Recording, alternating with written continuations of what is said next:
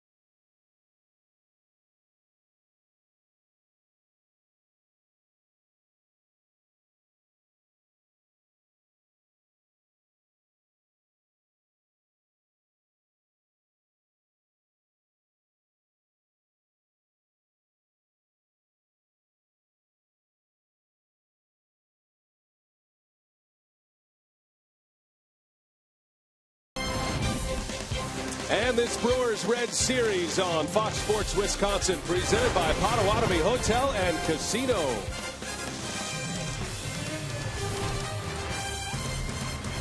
First of a 3-game series with the Reds. The Brewers wrap up this homestand. Cincinnati coming in, having won 3 in a row. They took 3 out of 4 from the St. Louis Cardinals, and that means the Brewers start play today, having won back-to-back games, just 4 back of the Cardinals in the National League Central. Brewers are a game and a half back in the wild card race. Let's look at the Cincinnati lineup, turned in by Brian Price. He's got Billy Hamilton, Christopher Negron, and Todd Frazier at the top. Jay Bruce, Brandon Phillips, Chris Heisey in the middle. Brian Pena, Zach Cozart, Daniel Corsino round out the Cincinnati 9 that will face Kyle Lohse. And Rock, Craig, and Augie just talked about Lohse and the fact he needs a turnaround, and the ball club needs him to turn it around quickly. Yeah, yes, indeed. Coming off a rough month of August, his last 2 starts have not been very good. 12 earned runs in 9 2/3 innings for Lohse his last 2 times out, making career start number 19 against the Reds, a 6-5 record for Kyle. Spent a little time in Cincinnati back in 07, and he deals strike 2. 0-2 the count on Billy Hamilton. One of the most dynamic players in the major leagues. Major stolen base threat, Hamilton. And he's had a terrific first full season in the big leagues. He's hitting .261. He's got an on-base percentage of .298. That is of concern for the Reds, but he's doing a lot of things well, and he looks like he's got a chance to be a very good player once he settles in at the major league level. Yeah, he's a difference maker when he's getting on base. He's got 55 stolen bases this year. On the flip side of that, he's been caught 21 times. So still learning how to steal. He just outruns the baseball. That's how good he is. He's second in the National League in stolen bases behind D. Gordon. Leads the league in caught stealing. But you're better off leaving him off the base paths. That's goal number one. Much different looking Reds lineup. Certainly the absence of Joey Votto is a big loss for them. One of the reasons why they come into play tonight with a 70-77 record. It's been a tough year for Brian Price and the Reds. Price in his first year managing this ball club. Cincinnati is 10 games under without Votto in the lineup. Yeah, but they've won 7 of the 13 games against the Brewers. The Brewers 6-7 against Cincinnati. They've always been a very tough opponent to handle for the Brewers. Brewers have not had a winning season against the Reds since 2006. They got a chance with success the rest of this year. They have 6 more against Cincinnati as Hamilton pops this one foul territory, and that'll be in the seats, and a long at bat here to get us started.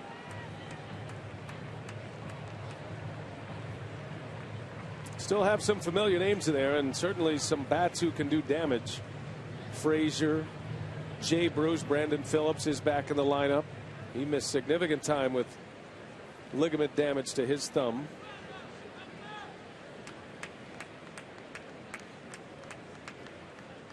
One ball, 2 strikes again on the 8th pitch of the at bat, and Hamilton lines one to center. Gomez right there, and that's how the night begins for Kyle Loach. Now let's check out the Brewers defense. They played very well defensively in that Marlins series, particularly in the last 2 games. It's Parra, Gomez, and Braun in the outfield. Ramirez, Segura, Scooter Gennett, and Jonathan Lucroy getting a start at first base here tonight, and Martin Maldonado behind home plate. Gene Segura has really stepped up his game at shortstop. Yeah, I like the way you said it last night as you checked the 4-man umpiring crew. Iasonia behind the plate. He's worked in a World Series in the past. Dale Scott is the crew chief. Now, you said last night you thought Segura was back, and that's on multiple levels as well. I thought that was an appropriate comment because his defense has been superb. Was in that Marlins series. He's starting to hit again. He's a base stealing threat again, and he does. He looks like his old self. High drive center field. Negron sends that one deep and gone. A home run. Christopher Negron, not known as a home run hitter, just his 5th of the year, and he puts the Reds on top 1-0. Yeah, last time out, Kyle gave up 2 home runs to the St. Louis Cardinals, and this fastball right down the middle, and Negron knocks it out of here up off the batter's eye in center field. Did not miss that one. That was a mistake by Loesch. Didn't want it down the middle, and Negron didn't waste any time. That is a big fly deep out of here to center field. Yeah, Loesch looking a little surprised there. The ball traveled so well. Here's Todd Frazier with 1 out after the Negron homer. Reds aren't typically counting on a lot of production offensively from Negron, but he gives it to him early.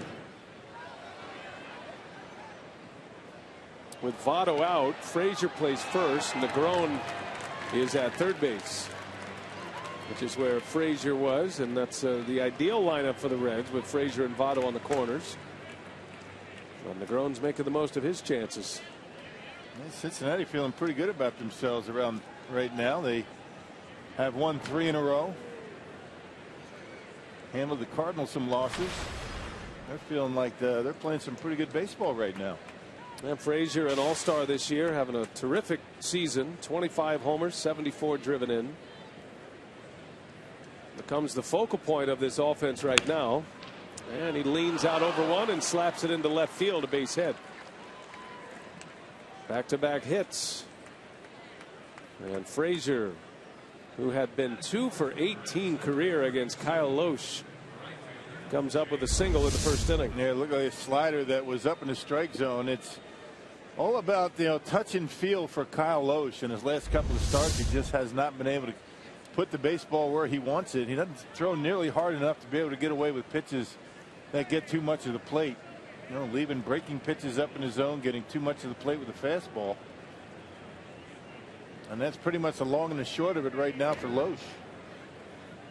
Lohse dealt with an ankle injury, and that certainly affected him, but he wanted to make the point clear that his ankle is no longer a problem.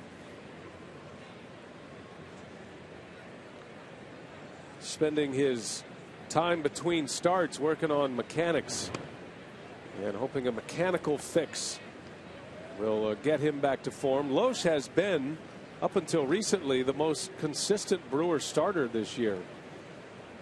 You have to think the ankle injury. Lohse won't say that, but we certainly can. But the ankle injury had a lot to do with the way he throws. It was on his right ankle, his push foot. And he was stepping short. He was not in his proper mechanics. And even Lohse, who is a gamer and wants to take the ball every fifth day, finally admitted that it's affecting his mechanics and how he throws the ball, and starting to affect his arm as well. And it affects the way you follow through on your pitches. And that makes your breaking ball a little bit hang in the zone. The fastball just a little bit short, not able to put it exactly where you wanted. They call it short arming, but you do it subconsciously. You're not thinking about doing that. But when you have an ankle injury or any kind of a leg injury, you change your mechanics. Lohse didn't go on the DL, but he did miss 12 days. They skipped him for a start. There's Jay Bruce out in front of one. He pops it up. That'll be Jeanette to make the call on the grass, and 2 away as Bruce is retired. And here comes Brandon Phillips.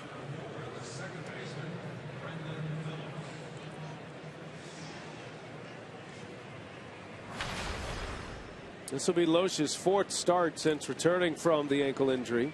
Had to come out of a game after the 3rd inning against the Cubs at Wrigley on August 13th. He didn't come back until August 25th. Actually got a win his first time back. Beat the Padres. Part of that 10-1 victory, the only win the Brewers had on that road trip. Got him picked off. Frazier's on the run. Lucroy's throw is late. Yeah, a little bit slow with the throw to second base was Lucroy.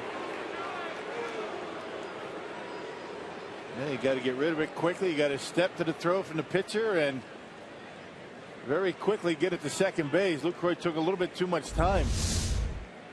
Watch the way he stands there flat-footed. That's not what you do. So too much time before he gets rid of it. And Todd Frazier, as you can see, or I should say, yeah, Frazier able to get in there safely at second base. Clearly in there.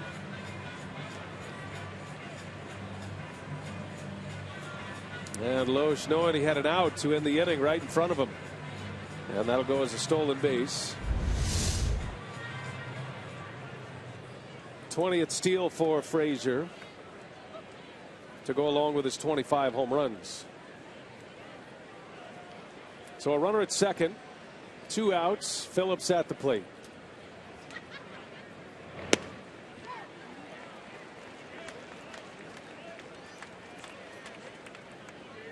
Brandon Phillips missing significant time with that left thumb injury.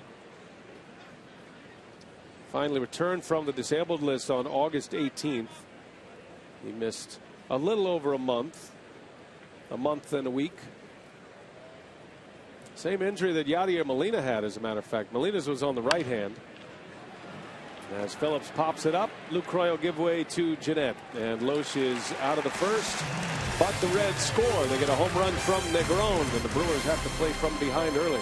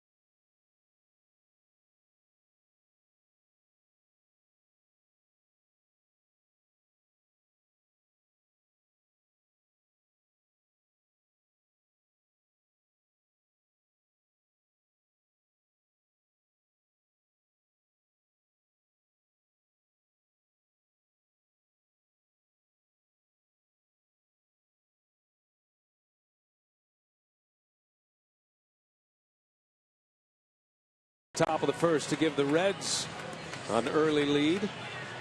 And here are the Brewers. Ron Renicky will line them up this way tonight. It's courtesy of Associated Bank. Got Gomez, Jeanette, and Lucroy at the top. Middle of the order, Ramirez, Braun, and Parra. And then Maldonado, Segura, and Loesch will round it out. And it's not Matt Latos, who was the scheduled starter. He's out with a bone bruise in his right elbow. Instead, Rocket, is Daniel Corsino, who is making his first ever Major League start tonight. Yeah, he made his Major League debut this year back on August 28th, got sent down, and now is a September call-up. A non-drafted free agent in 2008 out of the Dominican Republic. Last year, he spent in AAA. He really wasn't able to get much done in AAA, a 7-14 record, so they sent him to AA this year, and now making a start in the major leagues. So Latos is out. Latos is hoping to return, but they are a little bit concerned. Bone bruise on his pitching elbow. He said it occurred while he was pitching. The fatigue of pitching a full season, and his return is in question, although Latos feels like he'll be back. Carlos Gomez called for a swing on the first pitch, breaking ball from Corsino. And not a whole lot on Corsino. Talking to Johnny Nairn, the Brewers hitting coach. Average fastball, maybe 91. He's going to throw a lot of sliders and changeups. First two pitches, actually, sliders from Corsino. Can't imagine he's going to go too deep in the game tonight. It might be one of those Johnny Holstaff night for the Reds. Now, Corsino was a big star in the Reds minor league system. He was one of their top prospects. They were actually throwing comparisons out to Johnny Cueto at one point when he was in the lower levels of the Reds minor league system. He threw hard. He had a sharp slider. Promoted him to AA, and he struggled in AA. Had a tough time at Pensacola. That's in the Southern League. He was an everyday starter, every fifth-day starter, was a big part of their rotation. But the word is, those who have seen him and have followed Corsino, is that his velocity has dropped way down. And that's been some of the problems. He did make 25 starts in AA, had a 4.13 ERA, and a 10-11 record. Gomez out to Phillips, the Gold Glover, for out number one. Well, let's check out the Menards Reds defense. This is the best fielding team in all of baseball so far this year. Number one in all of baseball, committing only 65 errors. That's 3 fewer than the Seattle Mariners. Phillies are second in the National League. They've committed 75 errors. That's how good they've been. 29th start at first base this year for Todd Frazier. Brandon Phillips has 1 error this season. That was on April 5th. 103 consecutive scoreless games since, and he is one of the best. Multiple Gold Gloves on his mantle to show.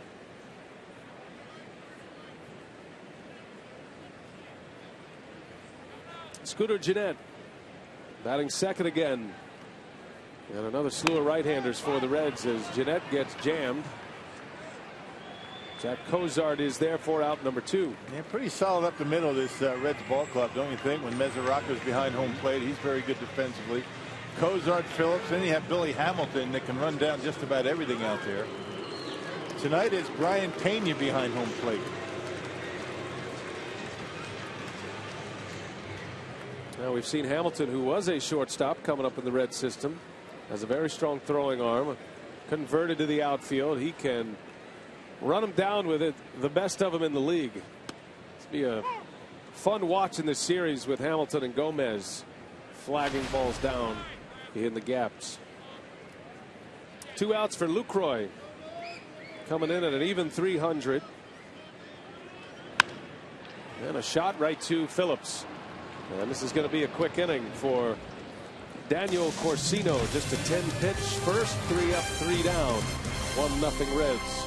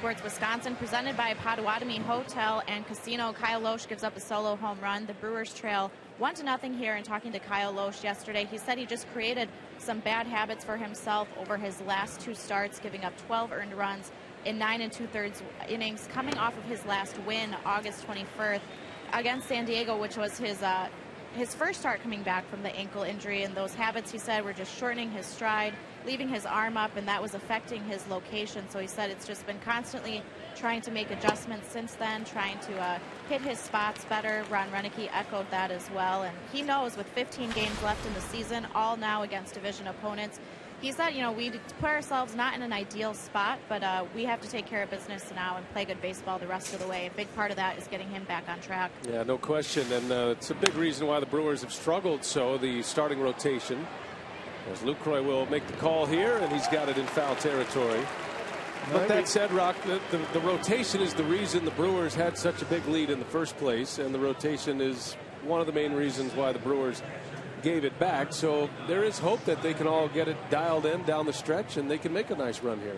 Have a nice push right at the end, as you mentioned. There's 2 weeks left, and the Brewers really feel as though they need to win every single game. Every game is a playoff game right now for this ball club, and they have to, approach every game like that.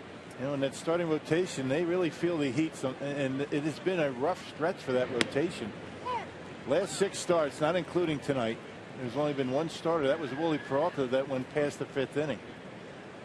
And if you remember back in the month of April, those guys were pitching deep into games, winning a lot of low-scoring games, but got to get back to that form again with 2 weeks left.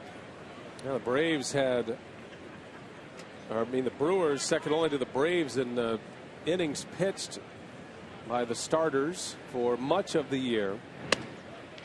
And we were just talking 3 weeks ago about the fact that the Brewers starting pitchers have a chance at 1,000 innings this season, which Rick Kranitz told his starters, if you get to 1,000 innings, the starting pitchers combined, we will be in the postseason. He believes that strongly in the stat. That means about 6+ innings per start. The last time the Brewers got 1,000 or more innings from a starting rotation was 1993. Yeah. The Eldred, Navarro, Bonus, Wegman group. Been a long time. Yeah. Well, coming into tonight's game was 897 in the 3rd innings. That ball is hit deep to right center, way back there. Pena sends Braun to the wall, and he's got it for the out. And a perplexed look from Kyle Loesch. Happy to see that one end up in a glove. Yeah, Pena, I think, got that one down on the trademark just a little bit. Hey, pick up the book that chronicles Hank's journey to Miller Park. Sold exclusively at the Brewers team store. You can meet Hank and the book's author at the Brewers team store at 4:30 p.m. on September 18th. Plus, the first 75 people in line will get a free book. Call 414-902-4750 for more details. I thought you meant Hank Aaron for a moment, but you mean Hank the ballpark. Did you see the picture? I did not until way later. That's cool. Good book. Yeah. By the way, just a public service announcement. Tomorrow we're going to have security measures in place, advanced security measures. Going to have the screening at the door, so make sure you come early, or maybe cut your tailgate off a little early to come into the ballpark, allow a little extra time to make it in. All came off without a hitch last night, and we'll have another advanced security screening for the fans at the doors tomorrow as well.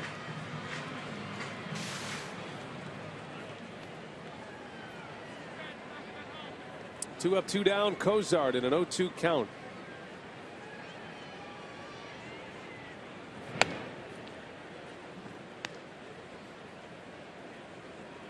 Maldonado makes every pitcher out there sound like they're throwing about 97 miles an hour, doesn't he? It's all about the way you hold your hand in the glove, the way that ball pops as it makes contact with the catcher's mitt. All right, got him on a changeup. Lowe strikes him out in a 3-up, 3-down inning. That one had a soft landing.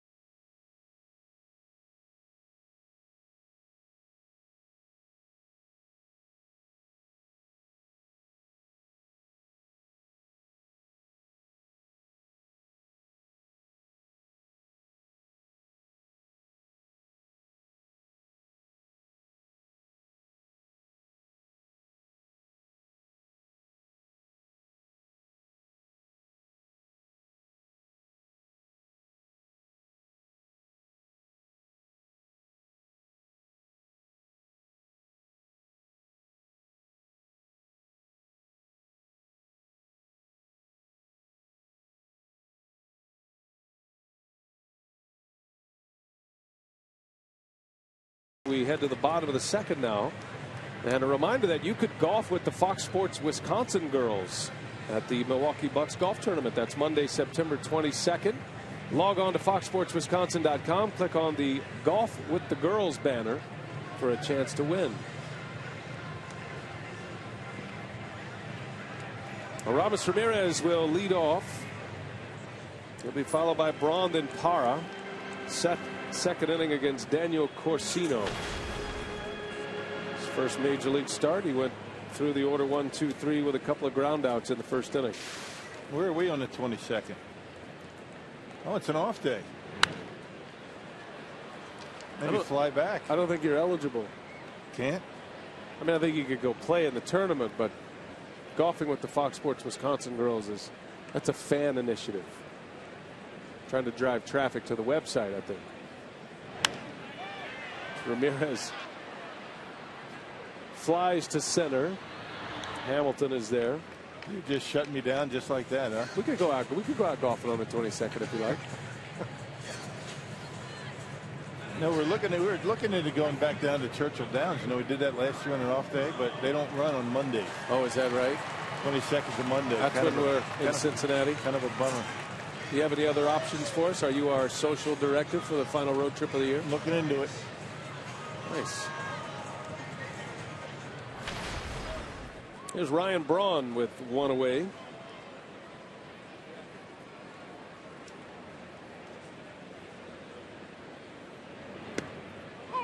Well, Braun had 2 days off protecting that hand injury. Got back in the lineup yesterday, and his first at bat off Nady Baldy hammered one into the Toyota territory.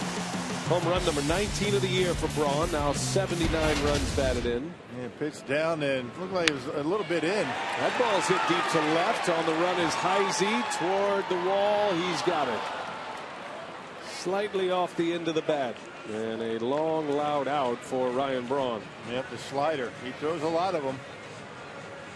Every now and again, Corsino will throw a changeup, but not too often. Basically only to left-handed hitters. He's been able to keep the slider down in the strike zone. Be interesting to see how the Brewers make adjustments second time through. He's retired 5 in a row. And here is Gerardo Parra. A bat that Ron Renicky does not want to take out of the lineup right now. Parra's played all over. He's played left, right, and center. He's hitting every spot in the batting order in his career.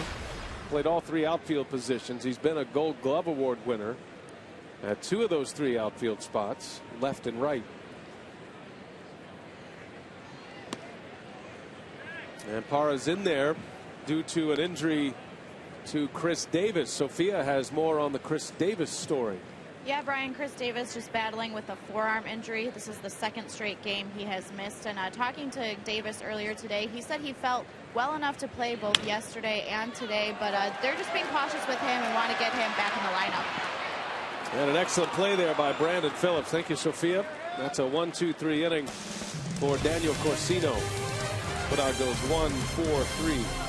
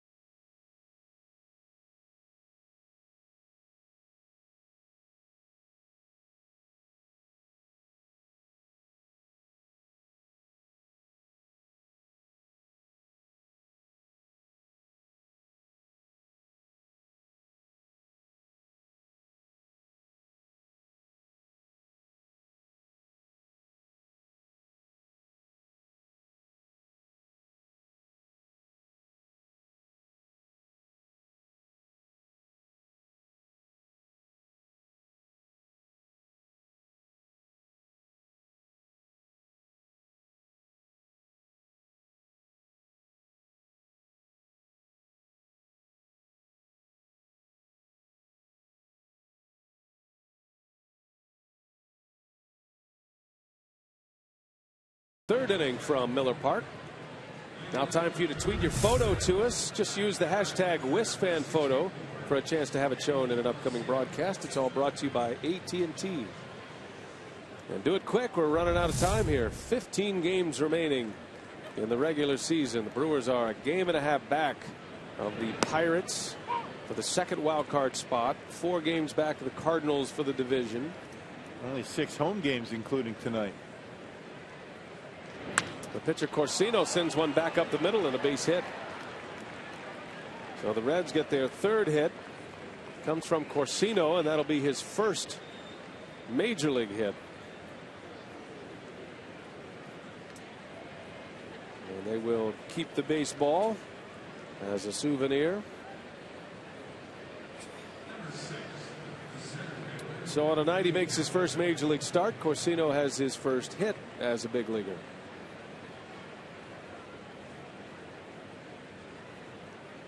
Back to the top of the order now, and Billy Hamilton.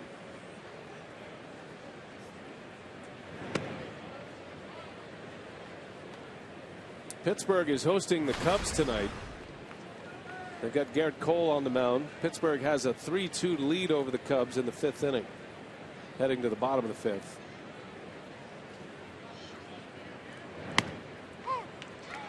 St. Louis leads Colorado 3-0. The first inning just ended. Cardinals at home tonight, scoring 3 in the first for Jorge De La Rosa.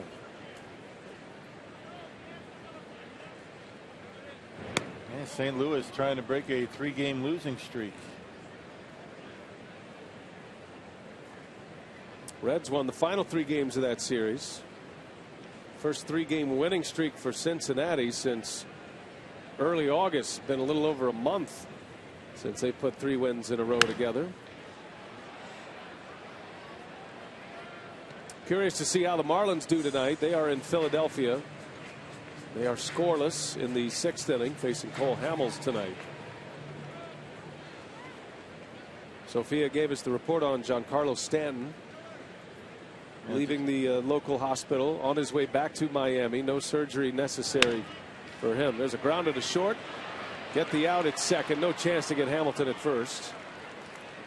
And the first out of the inning. So it goes 6-4. Hamilton reaches on a fielder's choice. Doesn't figure to be at first base long. Yeah, Hamilton's only grounded into 1 double play all season. And I'm amazed that he's even grounded into 1 as fast as he is. Had to be as a right-handed hitter. Yeah, that's about as quickly. I mean, that's a routine double play ball right there for most guys. Jeanette didn't even bother throwing. Well, they'll take it from Negron, who took Los deep in the first.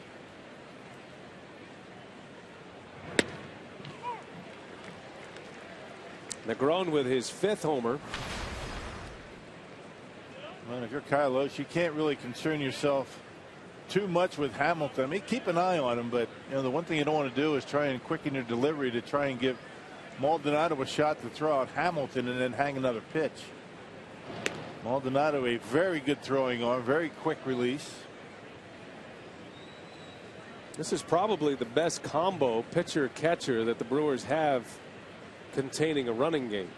So this will be an interesting competition here with the speedy Hamilton at first base. The veteran Loesch. There he goes. And the pitch is high. Throw to second is on the money. Wow. What a throw by Maldonado. Boy, incredible. I mean, that is about as quick as you can do it behind home plate. And Loesch gave him a good pitch to throw on. 22nd time that Hamilton's been thrown out this year.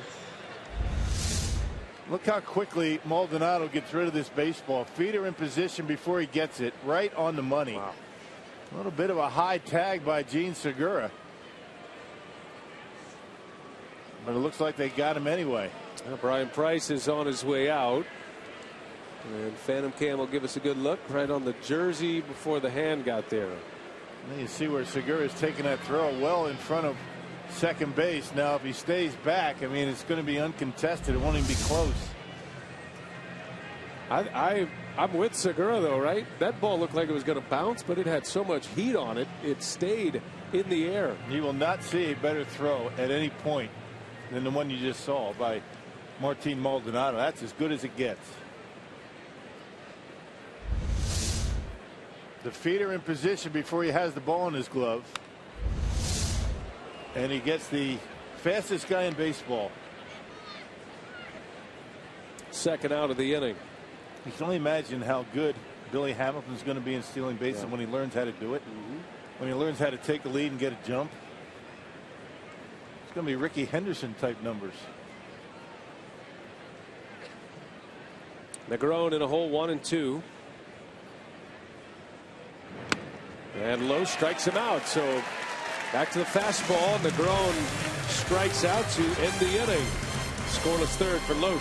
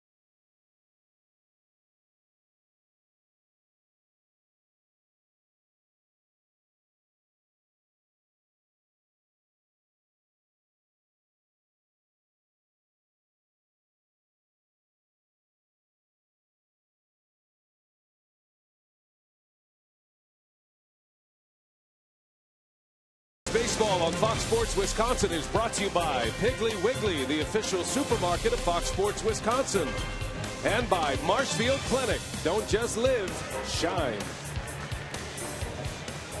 1-0 Reds. Martin Maldonado. I don't know if you enjoy great defense or not, but we might have just witnessed something that can't be done any better. Maldonado throwing out Billy Hamilton, and the speed of the throw to second base. I mean, this was something here. Our Southwest Airlines non-stoppable play. And Rock, a good time for a catcher to catch the ball and get it to the glove of the infielder is what? 2 seconds. And what do you figure that one was? 1.8, 1.85, something like that. I mean, it doesn't sound like a big difference, a second and a half, but how many steps can a guy go in a second and a half, right? Two steps. But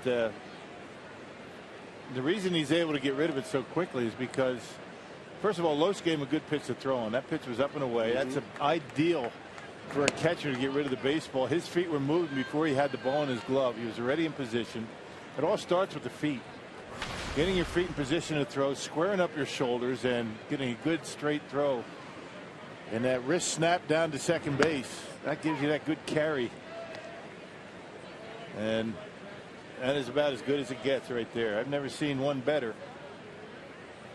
I mean, there's been great throwing catchers throughout history. There's only so much you can do. There's only so fast you can get a throw to second base. As Maldonado grounds to third, Negron will make the play for the out.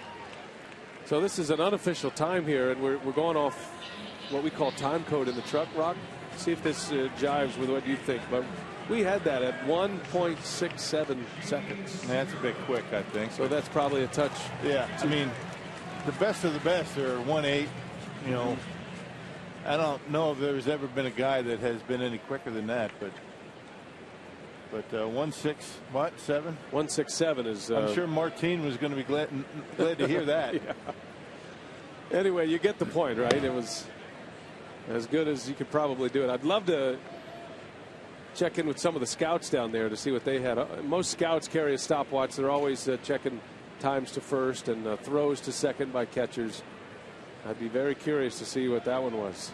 But you make up a lot of time. I mean, you can really cut down on that time when you get yourself in position to throw early. Now, there's a danger to that. And you have to have the right pitch in order to be able to get yourself moving that quickly. If you get a ball down in the zone, down and in, down and away, you're not going to be able to do that so much. But he had a perfect pitch to throw on. And that's why he was able to make a throw like that and get it down there that quickly. Just love talking about good throwing catchers. No question. I'm fascinated by it myself. It's something that Martin Maldonado works on very hard. Works on it all the time. You don't have to throw all the time to work on that footwork behind home plate. You can do that in the bullpen. You can do that sitting in the bench. You can do that in your living room. Get yourself in the squat position and try and quicken up those feet. Love to put a radar gun on that throw. 3 balls and a strike on Segura. Think about some of the great throwing catchers in the game. Yadier Molina's one of the best right now currently. Pudge Rodriguez was fascinating to watch. Segura swings and misses. He threw him a 3-1 breaking ball. And now it's 3-2. Took a little bit more off of that one than normal. 79 miles an hour. I remember growing up. I was in high school, and before that, my dad, we'd be watching a half-an-hour sitcom, Mr. Ed or something.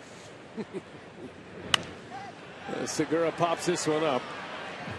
Long run for Frazier. He's looking at the catcher, but says, "I got it. Don't worry." He'd maybe sit in the comfortable, nobody on squatting position to watch the whole show. Right. But during the commercials, I had to get up like there was somebody on base and stay that way, until the show started again. I mean, we started to do that like in January, end of January, to get ready for the baseball season. So that's like a 2-minute commercial break, and you were in the full flex position. You know what? I think I'm going to do that when I get home. You should do it right now. Here's Loesch with 2 outs.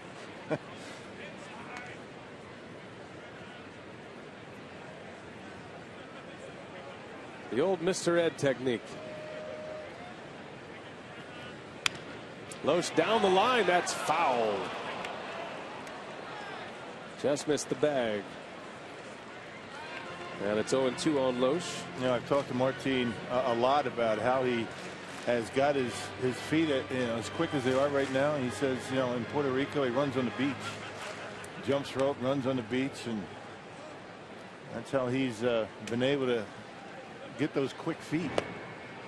Loesch strikes out, and the first time through the batting order, Daniel Corsino 9 up, 9 down.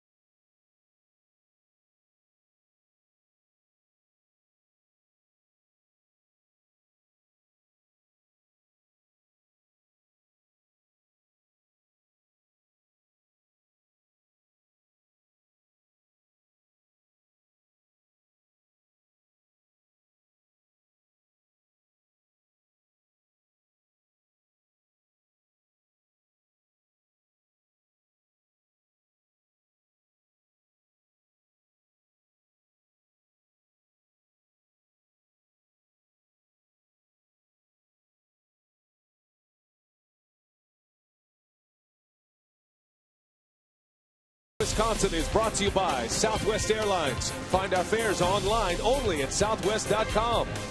By the Wisconsin Lottery, reminding you to please play responsibly. And by Miller Lite, now in the original can, it's Miller time. Turned frigid here in Milwaukee in the last 24 hours, right?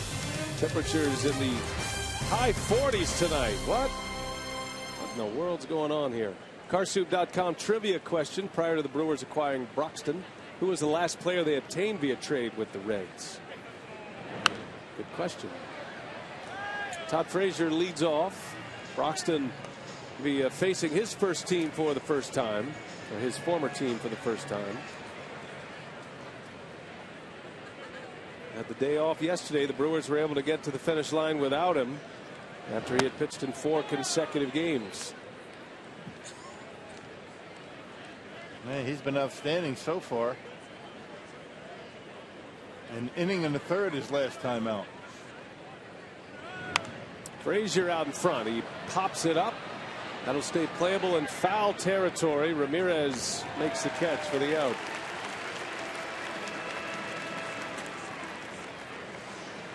Loesch giving up a first inning home run to Negron.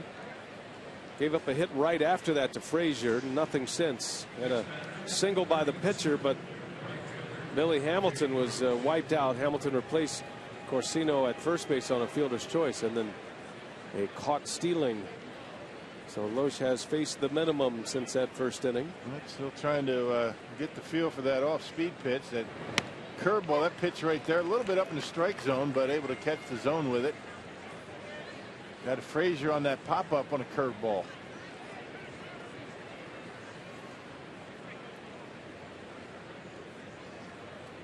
Been a rough season for Jay Bruce. He's hitting just .215. An on-base percentage of .286. Has been the worst year of his big league career. You say that with a grain of salt concerning the Brewers. Bruce seems to always hit Milwaukee pitching.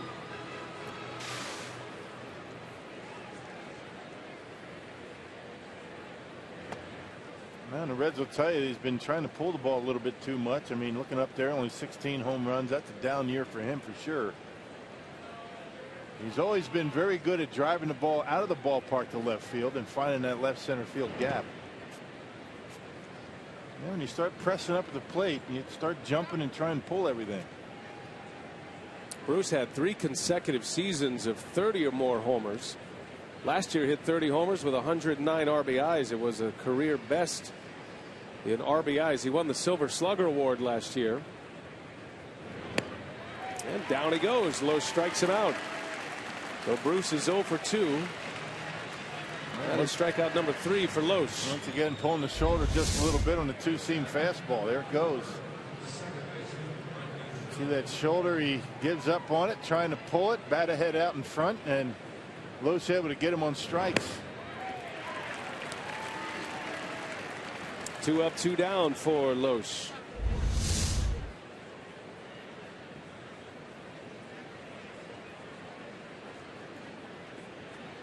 Brandon Phillips with 2 away. Strike on the corner. A helmet full of pine tar. Brandon Phillips keeps his bat clean, but he's got the rosin on his bat, but the helmet all sticky. Reminds me of Craig Biggio's helmet. Little roller out to Segura, and Loesch with a nice quick 1-2-3 inning with a strikeout. Bottom of the 4th coming. The Brewers down 1-0.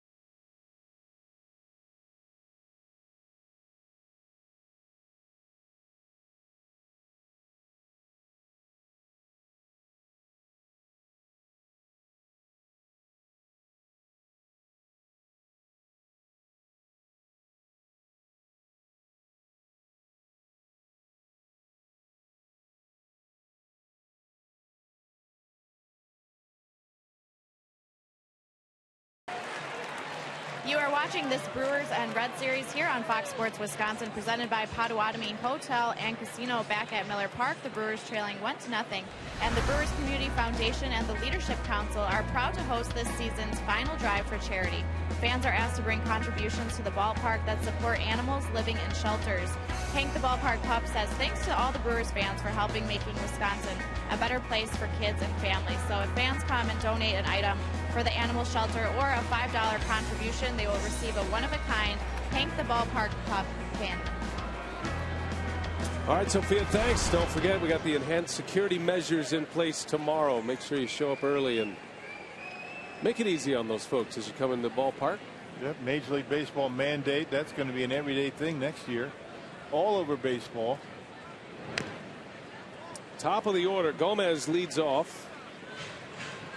Corsino goes 9 up, 9 down to start the game with a strikeout. And the Brewers trying to solve the riddle here. Let's see if the second time through it helps.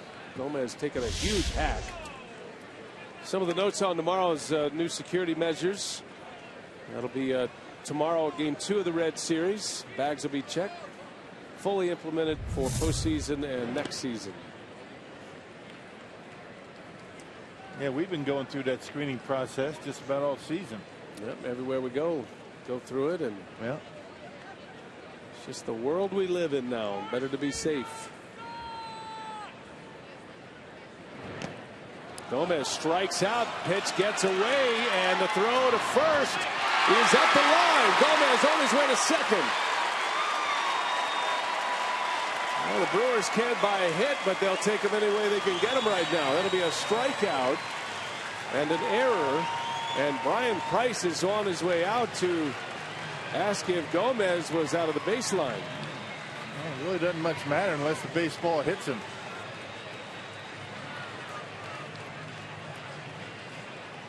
I mean, the angle of the throw from Pena shouldn't have really been an issue, but interference is not reviewable. It would be an interference issue if Gomez was out of the baseline, but you can see Gomez right on that line. I think he was okay.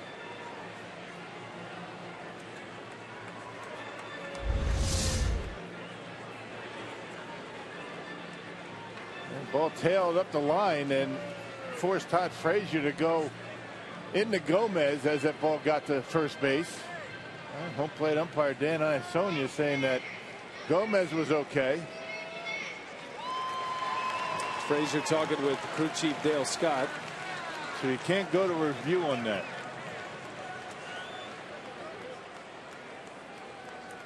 Well, the Brewers get a base runner here. Strikeout and E2. Strikeout, wild pitch, error on the catcher. Gomez in scoring position for Scooter Gennett. Tying run at second and a pickoff play.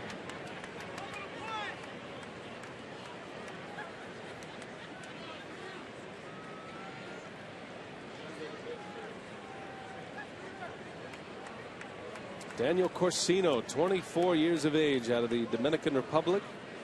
2 games in the big leagues, his first start of his career. And the Brewers get him in the stretch for the first time, although you got to put that one on his catcher. Yeah, you got to be able to block pitches in the dirt. I mean, pitchers with 2 strikes on a batter, you throw a breaking ball, it's got to be down, and you have to anticipate.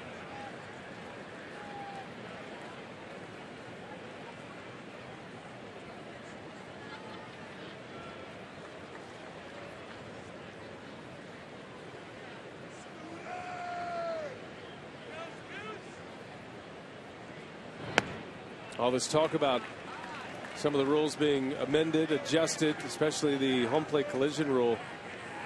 It's an interesting tweet from Max Scherzer earlier this week. He said, while we're at it, why don't we make it a rule that if you swing at a pitch for a strike 3, you're out, no matter if the ball gets away or not. Because he gets a lot of those, right? Yeah, right. Pitches in the dirt for strikes, not being able to be handled by the catcher. No, it is a rule. Because there's somebody on base. Right. Now Pena's going to go chat with Corsino.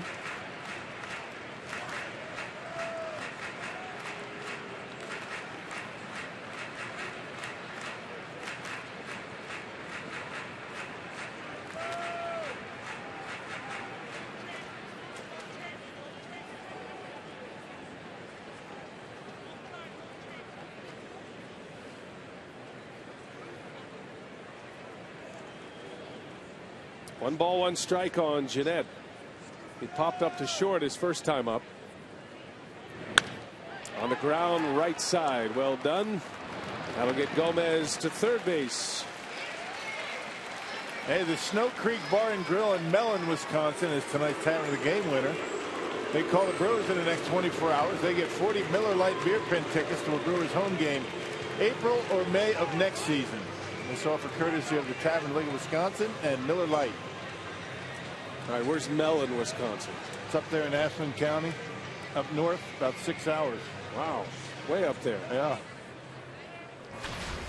Well, we're glad to have all of you watching in from Mellon tonight.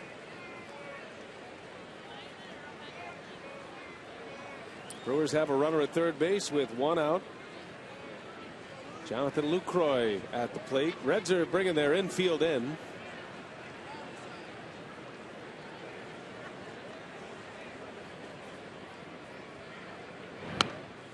Strongest throwing arm in the outfield for the Reds is in right field with Bruce. Hamilton's got a strong arm. He was a shortstop coming up in the Red system. He throws it well. Yeah, they all can throw. Heisey not bad. Really not a weak arm in that outfield. But you got great speed at third. That's the equalizer. Lucroy trying to deliver the first run, and he lines one to right, a base hit. Gomez scores. The first hit of the ball game is a run producer. All tied at 1 as Lucroy drives in number 65. And both times up, Lucroy has hit the ball to the opposite field. That's what you have to do with that slider. That time, Corsino left it up in his zone. Lucroy didn't try and pull it and drives it into right field. The infield was in. No chance for Brandon Phillips. Nice at bat by Lucroy to get the RBI. Down toward the end of the bat. A single for Lucroy. And here is Aramis Ramirez. Inside, almost hit him. Ramirez was one of the players that was shaken up emotionally about the events last night with Giancarlo Stanton. Talked to him before the game today. Said, I'm good. Just had some thoughts. You know, he's had a long career. He's been pretty fortunate in his career. There's a lot of discussion about it last night amongst the players, I understand. And I don't know about your playing days, Rock. It didn't seem like that's something that was discussed a lot, but it felt like it was last night. Yeah. A lot of guys were talking about it. And Ron Renicky told us before the game that he made sure that he addressed certain players, and all the coaches had their radar up. They were checking guys, making sure that if somebody needed a chat or just, you know, to work through the process. And I think it's been fairly challenging evening and day in that regard, but everybody understands that you move forward, and it's the risks of the game. Yeah, and that's something you don't see a whole lot of. I mean, that was a devastating situation last night with Stanton. You see a lot of glancing blows, you know, off the helmet, maybe, you know, in the ear flap. But when you see a guy get hit squarely in the cheekbone on a fastball, I mean, that's a little bit different. That's a little bit different what you saw last night. I mean, the way he went down, there was blood all over the place. I mean, you can understand how Mike Fiers was affected by it. Every player processes those things differently. And everybody knows it goes out on the field, it could be them. It's very, you're one pitch away from having that happen to you. Mike Fiers received an undisclosed fine for his actions last night, in the words of Major League Baseball, which contributed to the benches clearing. The Miami Marlins pitcher, Anthony DeSclafani, was suspended for 3 games and fined. That was for the pitch that hit Carlos Gomez in the bottom of the 6th inning. 2 outs, nobody on, and Gomez got hit in the elbow.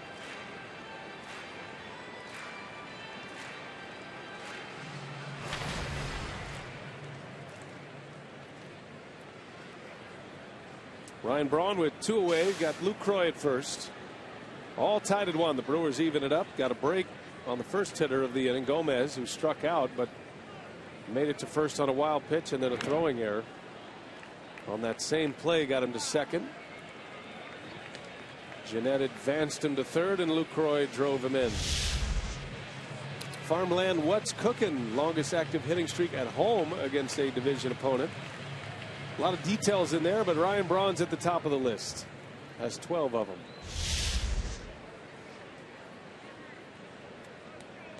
That's how you make the stats work for you, Rob. That longest home hitting streak. That's good. Against a division opponent. Right off his foot. See, I missed that part of it. You got to hang in there. I don't read real fast. It takes full concentration. You know me. The Farmland. I kind of look at the general picture, and if something really pops out at me, something shiny, I stick to it. What are you saying? We're not grabbing your interest. We had a meeting about that. We had a conference call and everything today. You had a call today? Sure. We all got together. We discussed what on the What's Cooking graphic, and among many other things. I thought you might have been there, or maybe you had somebody on the call on your behalf. Yeah, you.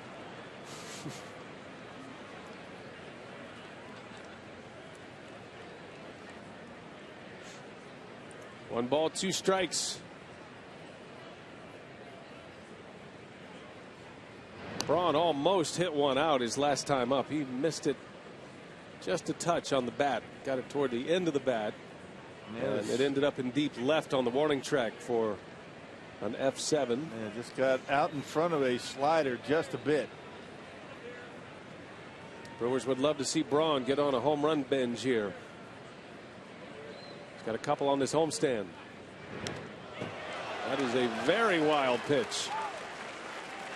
Corsino hit the bull, and Lucroy to second base. Second wild pitch of the inning. Well, no chance for Brian Pena on that. I mean, that one way off the outside corner. What would you say on that? Just a bit outside. Right. He's missed badly on a couple of fastballs to Braun. We'll see if Braun can pick up a 2-out RBI here. Lucroy has a big lead at second. Reds don't do a whole lot of shifting. Pretty much straight away. Steady diet of breaking balls from Corsino. Yeah, breaking balls for strikes, fastballs off the plate.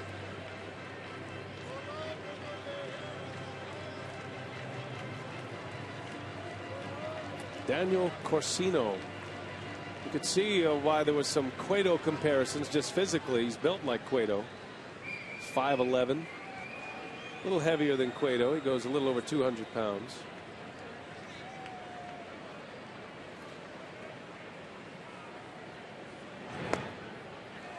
Corsino had just one game this year above Double-A. He made one appearance in Triple-A Louisville. He was a starter in Louisville last year.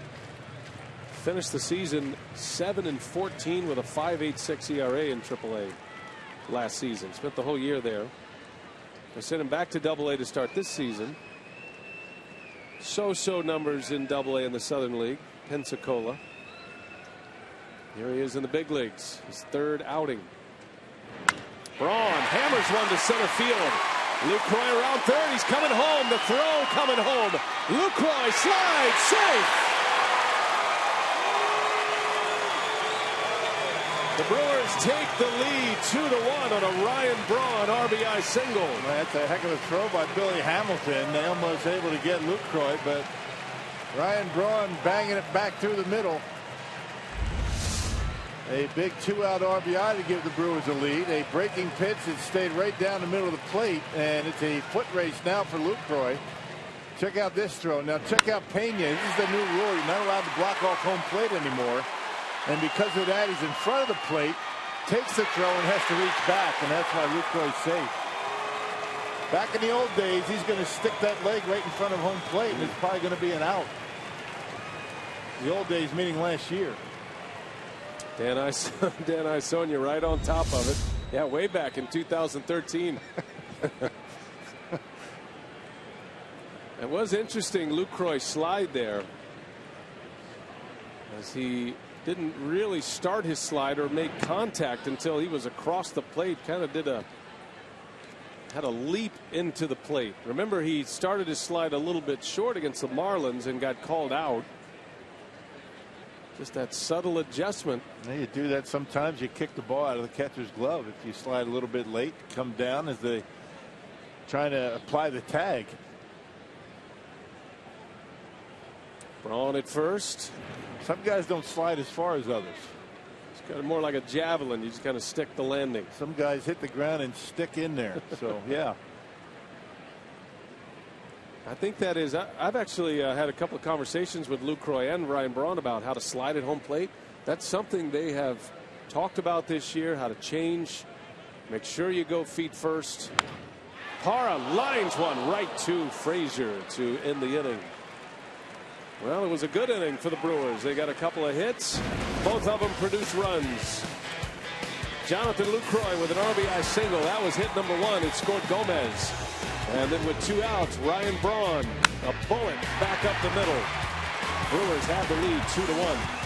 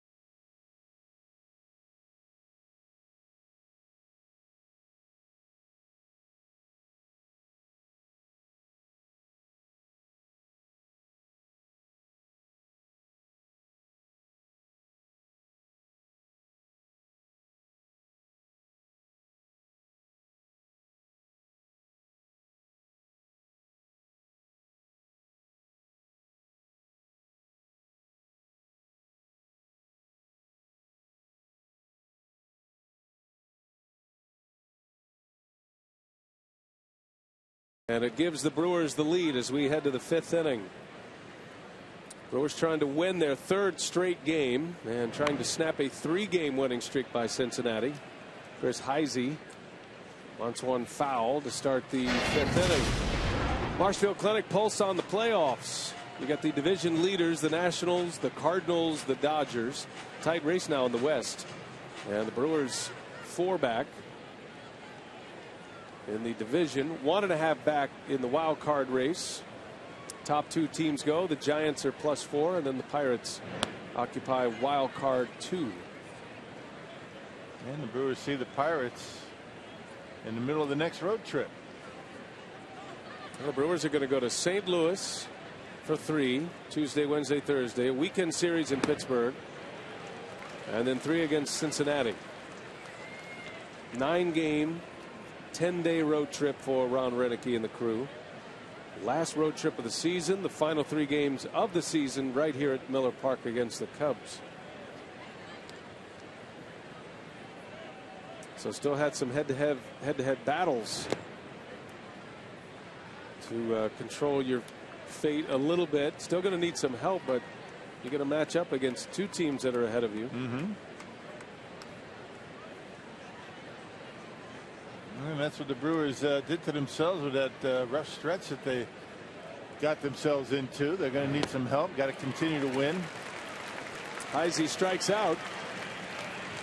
Loesch has had him off balance tonight in his first 2 at-bats. Starting to get the breaking pitch down in the strike zone. Good to see. Started out a little bit shaky, leaving some pitches up in the zone, and has been able to get better command on the corners down in the strike zone. That's when he's at his best. 4th strikeout for Loesch. Has a strikeout in each of the last 4 innings. And here's Brian Pena, who sent one deep to right center for an out in the second inning. Reds' run was a home run by Negron in the first.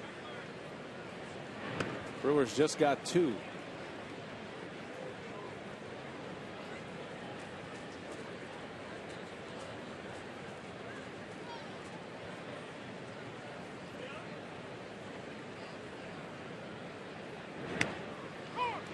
One and 2 the count on Pena, switch hitting catcher. Devin Mesoraco, an all-star catcher, is their everyday guy. Reds traded away Ryan Hannigan to the Tampa Bay Rays after last season. Reds have a big payroll. They have, moving forward, a bit of a dilemma. They seem like and still look like a very good ball club on paper, but they've underperformed this year. They've had to deal with a lot of injuries. Brian Price doesn't make that excuse, but you lose Brandon Phillips and Joey Votto, and even Jay Bruce, who had minor knee surgery this year as well. It's a lot of firepower out of your lineup. Yeah, down near the bottom of the league in offense. I mean, hitting .240 as a ball club. Offensive numbers down across the board for Cincinnati. 11th in runs, 8th in home runs, and that's amazing. You know, talking about all the injuries, particularly when you play at Great American Ballpark. That's about as much of a bandbox as any ballpark in baseball. Reds are always up there amongst league leaders in team homers. And it's Phillips for an extended period of time. Votto has had a rough season, and so has Jay Bruce. Now Votto twice on the DL.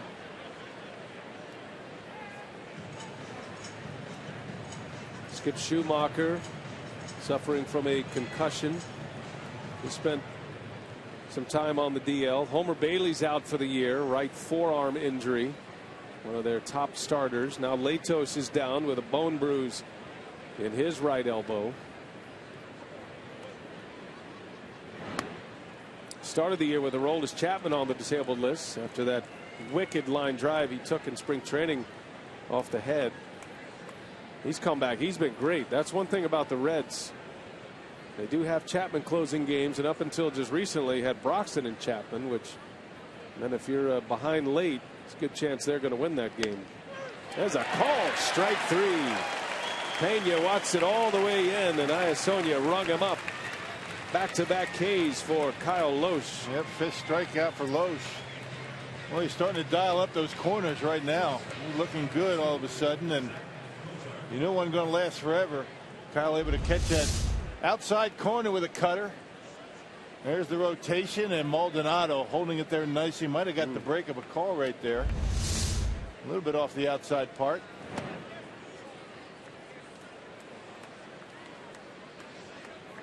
Two up, two down for Zach Cozart. He was Loesch's first strikeout victim in the second inning. In there, 1-1.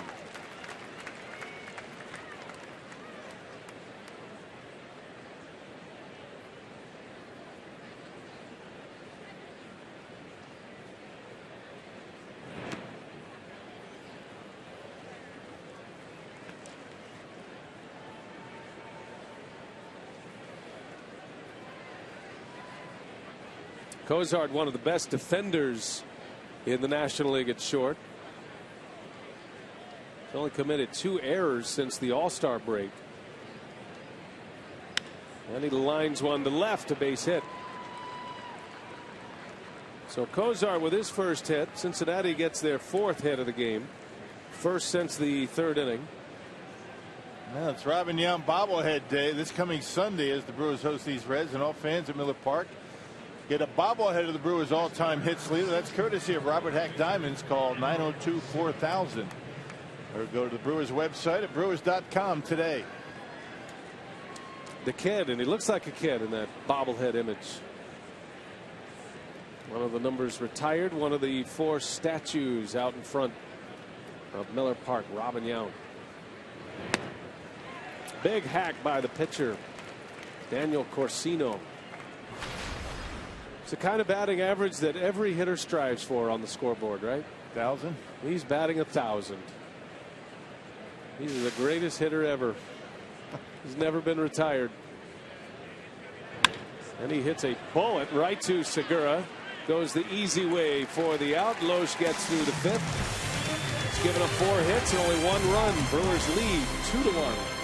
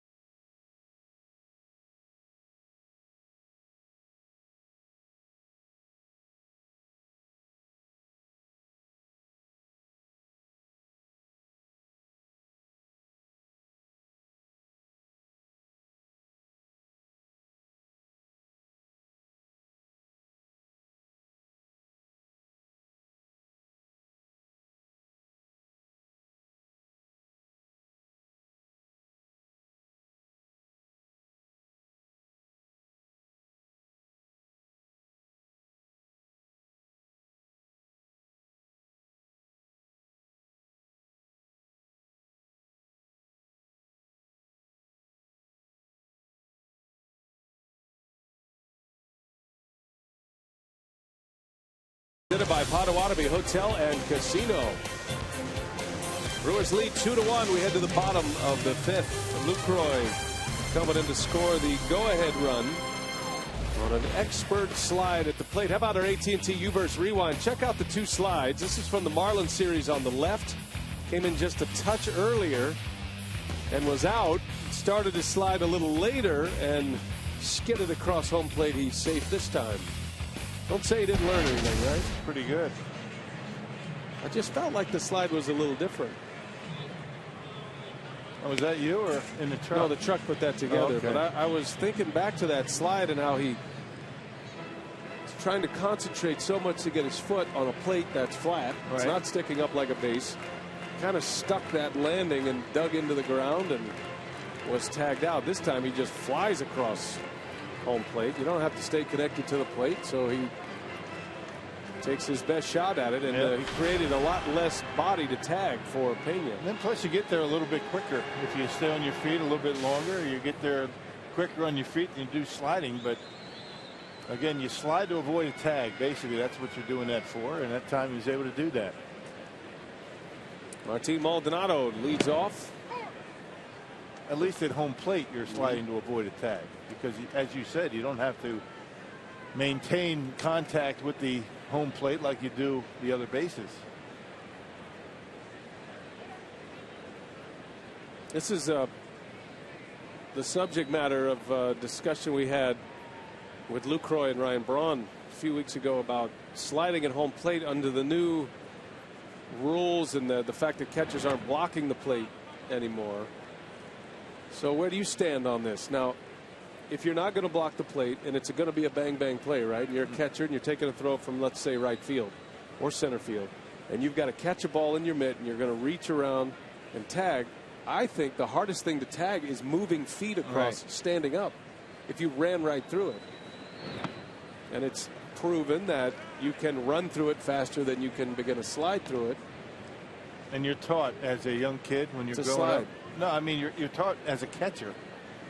You block home plate. Oh, I mean, you grow up learning to block home plate. It's kind of a macho thing to block home plate. Not only do you want to get the out, but back when I was playing, I hate to include that statement in any comment that we make up here. You know, when I was playing, not only do you want to get the out, but you know, the badge of honor is the guy never gets the home plate. That was it. Never got to the plate. You tagged him out, and he never got the home plate, and that's what you were taught to do. And now these guys have to relearn everything they've been taught as young kids. And they've been doing their whole life, and now they're right now just trying to figure out the best way to do it. So imagine back to your catching days, and you're trying to make a play at the plate, right? You've got a ball in your glove, not two-handed, but just one-handed tag, a swipe tag, as Maldonado strikes out. If you've got to make a swipe tag, okay, you can't block the plate. Would you rather tag somebody sliding in, like Lucroy just did, or somebody running across home plate as fast as they can? Sliding in. That's what I'm thinking. Yeah, right. And you have a chance more to tag. Kick the ball out even if you come across. Right. And the other thing is that a catcher's mitt is not designed for a swipe tag. To hit some body part. It could be jostled out very easily. Very easily. I haven't seen anybody do it, but I'd be curious to see if that's something that might work now under these new rules. If you just sprint through home plate without sliding, there's less to tag. You're right. You're exactly right. Ryan Braun actually said he was going to try it, but I haven't seen him do it. I don't remember him doing it. You got to relearn everything you've been taught, from the day you started playing baseball. Segura chases a breaking ball. You were taught as a runner coming into home plate, if it's going to be close, run the catcher over because he's blocking home plate. Now, you were never taught to run the catcher over if he's standing in front of home plate. I mean, that wasn't what you were taught. But if a catcher's blocking home plate and you can't see the plate, you're taught to lower your shoulder and knock him over, knock the ball out of his glove. That's just the way it was. Now you can't do that. You can't lower your shoulder. You're out automatically if you lower your shoulder. So now you're forced to slide. Or, as you mentioned, maybe jump over a tag, and I don't know how you're doing it. It's just one of those things that's going to evolve over time. Just looking at that slide by Lucroy, he jumps into this slide knowing full well that the first contact he makes is either going to be his back foot or his rear end on the plate. Look how he dives into home plate. Actually, his front knee hit the plate first. Remember the other slide against the Marlins, it was his lead foot. He dug it into the ground. I think a lot of guys are having a hard time knowing when they slide into home plate, their foot, it's almost impossible to come across home plate. It's flat. Right. And so and now they're looking they're looking at that. I mean, if you're up a half an inch or a quarter of an inch, they're going to call you out. Called strike 3, and Segura is out. Another strikeout for Corsino. Young man's having a nice start. Really is. 24 years old. And there's a fastball that barely catches the outside corner. On the corner, down around the knees, and he gets the call. Now, Corsino is 24 years old. He signed in 2008. How about that? Out of the Dominican Republic, you're eligible to sign at the age of 16 in the Dominican Republic. Most organizations put their players who sign at that age through an academy. The Brewers have an academy in the Dominican Republic. 2009, he was in the Gulf Coast League. Billings, Montana, that's an A-ball team next year. It's amazing how young these kids are when they come over here to start playing professional baseball. Brewers signed one this year. Yeah, we met him, and he'll start the process. That's been another topic of discussion. Do you create a world draft? So you're not just signing various international players as free agents. Signing players in the Dominican Republic resembles major college recruiting. It's more like major college recruiting than it is scouting players from the States. Loesch out in front of it, pops it up to in the inning in a 1-2-3 fifth. 2 more strikeouts for Corsino. 2-1 Brewers.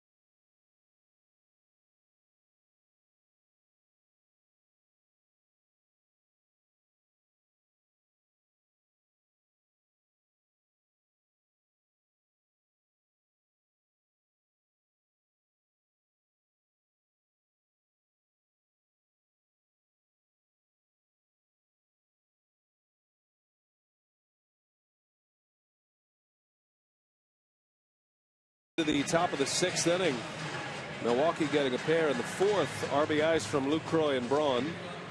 Carsoup.com trivia: prior to the Brewers acquiring Broxton, who was the last player obtained via trade with the Reds. And that would be Chris Dickerson, part of the Jim Edmonds trade. Edmonds was the piece that the Reds wanted. They were going into the postseason in 2010. Edmonds ended up hurting his ankle, and he did not play in that postseason. Reds got knocked out by the Phillies. That was the year Halladay threw the no-hitter against Cincinnati in the postseason. And Broxton, the last or the latest to come over from Cincinnati to Milwaukee. Two general managers that are very close. Walt Jocketty, general manager of the Reds, and Doug Melvin. Been around a long time and been division foes for a long time, and yet they know each other well and respect each other a great deal. Hamilton to center field for the out. Loesch retires the speedy leadoff hitter. It was 0 for 3 tonight. Always seems like organizations have, certain organizations that they like to deal with. They feel as though they're going to get a fair shake. The Brewers have always had good relationships with the Reds. Other organizations, Arizona, San Diego, those teams, it always seems like there's, two teams that always make deals together. Yeah. Cubs and the A's. Rangers and the Brewers have made a lot of trades over the years. Yep. John Daniels, the terrific GM of the Rangers, and Doug Melvin seem to work well together. When general managers talk about trades, they want the trades to work well for both teams. You're never trying to get over on someone, because that comes back down the road. You want to try to trade a piece that could help another ball club and get a piece that could help yours. Yep. Personalities. I mean, just being able to communicate back and forth with each other, that makes a big difference. Brewers and Diamondbacks, that's always been a connection.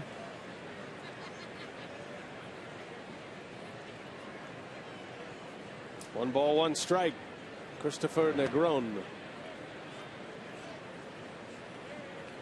He homered in the first. That's the only tally on the board so far for Cincinnati.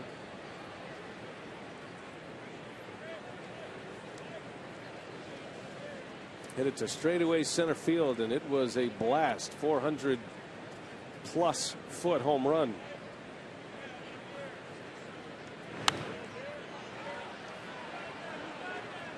Negron's been mired in a slump at the plate.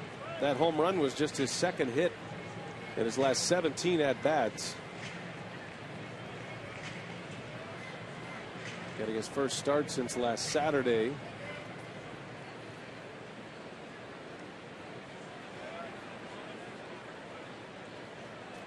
Played a lot of second base when Phillips was on the disabled list. Since Phillips has come back, he's been at third base mostly. And Loesch strikes him out, so he pounded him inside with a fastball.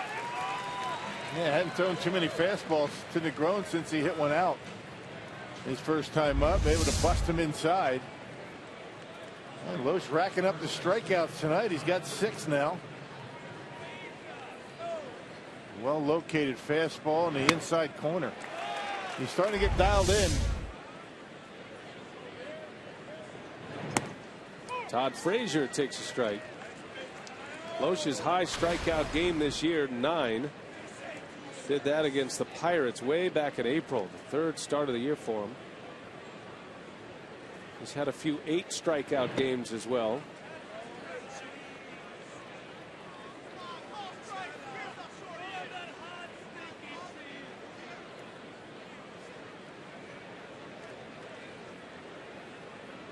Fourth start against the Reds this year for Loesch. And Loesch is the kind of a guy that doesn't want to have the strikeouts. He'd rather have a ground ball out. Second, third pitch in that bat. Pitch counts have a way of creeping up on you when you get these many strikeouts. 82 now for Kyle. Hasn't had too many ground ball outs tonight. There's a ground ball. And it is an out. So Loesch gets Frazier. Good luck, Brock. Told you. 2-1 Brew Crew.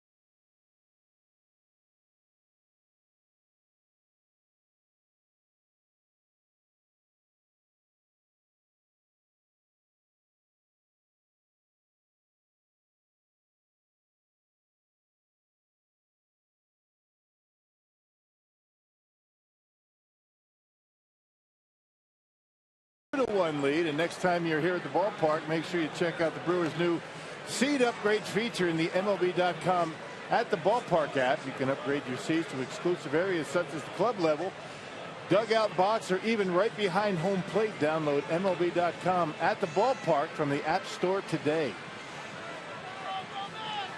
Headed to the bottom of the 6th. Did you happen to see the Brock? He had a little mishap in the Clements famous racing sausage race. Look at the Brock going down. I mean, he's going all out for the win. That's a commitment. And he's going nose first. Down goes Frazier. But he won. That's all that matters. Such a brown noser, the Brock. Carlos Gomez swings out of his helmet.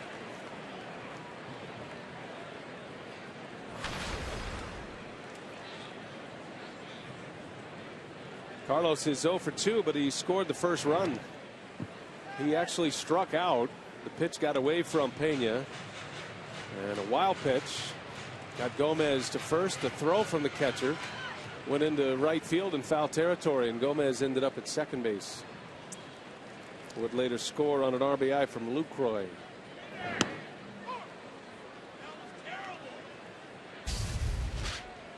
Powerball home run leaderboard. Gomez is there. He's been in a home run drought here lately, sitting on 21 home runs. Out in front of that one, a pop up into foul territory. And Gomez is 0 for 3.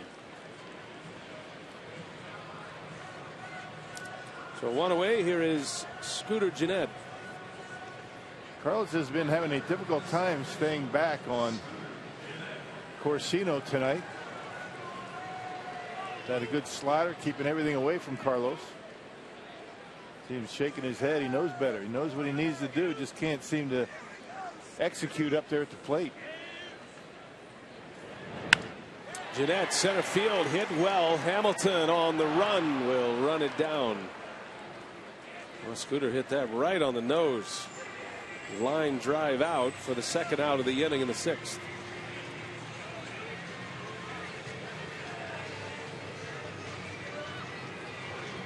This is gravy time for the Reds with Corsino out there. I mean, he has been impressive tonight. I can't imagine that they figured they were going to get 6 innings out of this guy. He has been very good. He just had that one rough inning, the 4th, but he didn't get much help. Struck out a batter, he reached, and opened up a 2-run inning for the Brewers. He's talking to hitting coach Johnny Naron before the game, and he said they didn't find out that Corsino was going to be pitching until a little after 2 o'clock this afternoon. They had their game plan on Matt Latos, who was a scratch today with a bone bruise in his elbow, and they had to come up with some scouting reports. Not a whole lot of video on Corsino as a big leaguer. He had made just 2 appearances. Pitched in spring training for him. He's throwing hard this spring in the mid-90s, but getting hit hard as well in the big league games in spring training. And after spending all of last year at AAA as a 23-year-old, they sent him back to AA to start this season, feeling like he needed a lot more work. Still young, of course. 24 years old in AA. That's getting up there.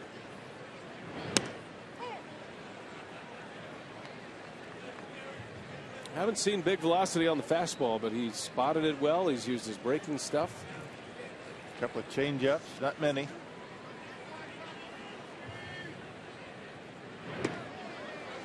That was one there, and it misses, and Lucroy draws a 2-out walk, which is going to get Ramirez to the plate. Yeah, first walk issued by Corsino. On a 3-1 changeup. They're showing respect to Lucroy.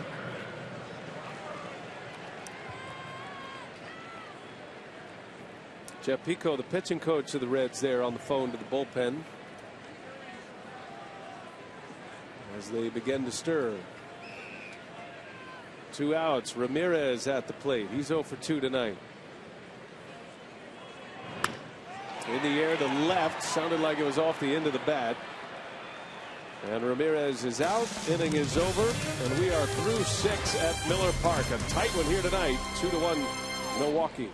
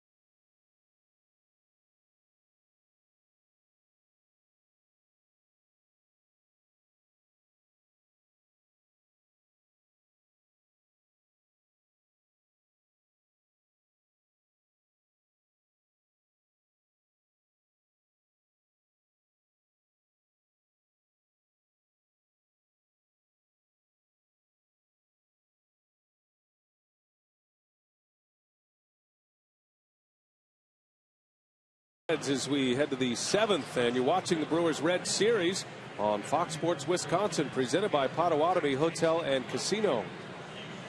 And as promised earlier in the broadcast, we have the AT&T fan photo of the game. Don't forget to use the hashtag #WisFanPhoto. That is from Marie, from a recent Brewer victory here at Miller Park. Shaking hands after a Brewer win. They'd love to do it again tonight. Thanks, Marie. Kyle Loesch back at it, 7th inning. Middle of the order coming up. Bruce, Phillips, Heisey. 4, 5, and 6 in the batting order. Loesch has given up 4 hits. One of those a home run. That was in the first inning by Negron. And Loesch has faced 1 over the minimum since that first inning. 85 pitches for him here in the 7th. Man, good location all of a sudden for Loesch, huh? Catching that outside corner, able to come inside when he wants. And keeping the breaking pitch down in the strike zone. Got to do that to this guy for sure.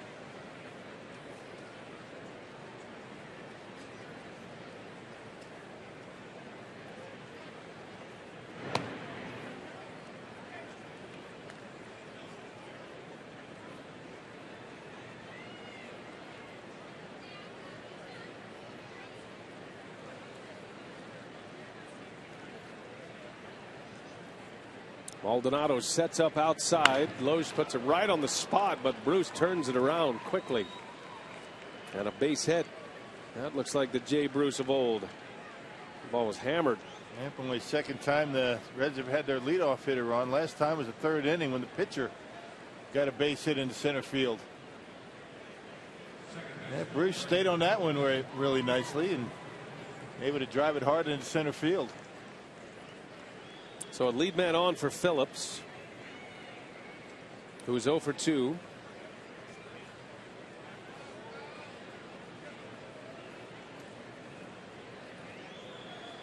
Got to be tough for a player like Phillips to come back from a thumb injury, thumb surgery, his left thumb.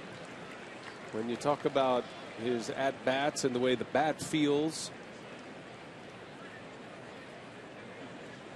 hand injuries and hitters, seems like you're always searching. I think that was the major concern with Ryan Braun and why Renicky wanted to sit him down for a couple of days before it turned into something more serious.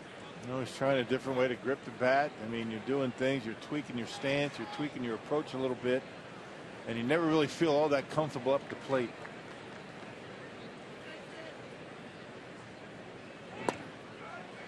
They'll ask if he went. He did not, says Dale Scott. And the tendency is when you have an injury like that, you're always trying to start that bat a little bit sooner than you should because you never want to get jammed.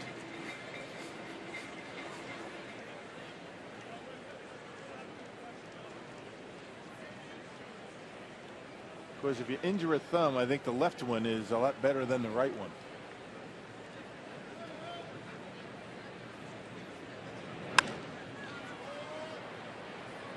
Yeah, and that's the thumb that has been giving Ryan Braun problems. Right. The top hand. Top hand, that's the killer. You have a problem with that one, then you have trouble.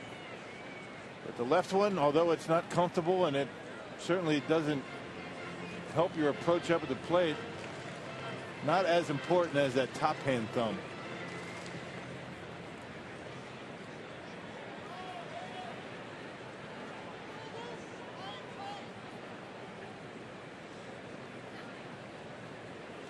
One ball, 2 strikes. And Phillips takes one high. 2-2 the count. How's your finger injury? How's that affected your broadcasting coming back? Are you? You know what? I'm talking with confidence. Yeah, I'm just about at 100%. Full closure. I'm actually right-hand microphone right now. Oh, nice. Yeah, you had to go lefty for a while there. That was very awkward. Threw me off for everyone. Yep. 2-2, and Phillips takes it outside and low. 3 balls, 2 strikes. Well, this could change the inning here. You got Bruce on a leadoff single. Full count to Phillips. Lowe's trying to protect a 1-run lead here in the 7th inning.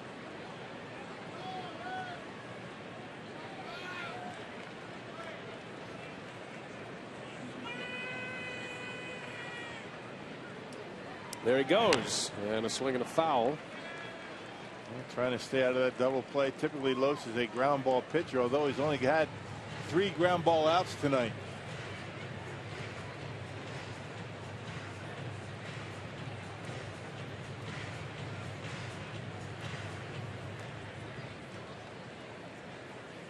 Daniel Corsino getting some handshakes in that Reds dugout.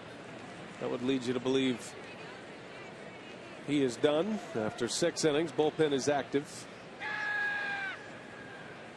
Logan Ondrusek down there getting ready. There goes Bruce again, and the pitch is high, ball 4, and now 2 on to start the inning for the Reds in the 7th. Phillips didn't chase that high fastball, and now it is the Brewers who get their bullpen active. Kinsler, the right-hander. Duke is the lefty. Yeah, you wonder if Heisey is going to be up there to drop down a bunt. It's kind of hit or miss. I don't know what they do, but they got the bottom of the order coming up. That has a lot to do with your strategy, although they're only down by 1.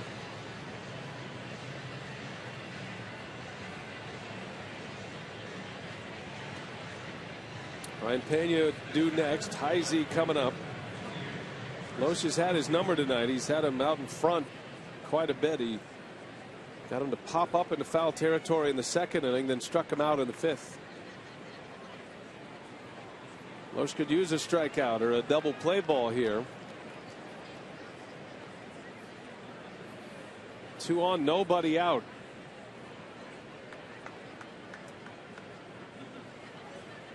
Wasn't sure about the pitch. That's why he did that. And the reverse move to second base, kind of try and rethink what he wants to throw here.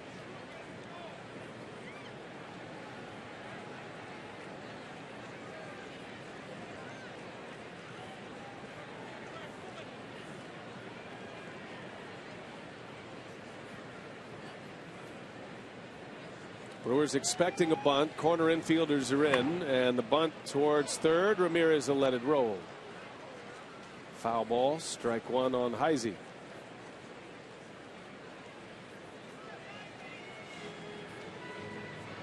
Now you want to bunt it toward third base to make Ramirez vacate the bag, and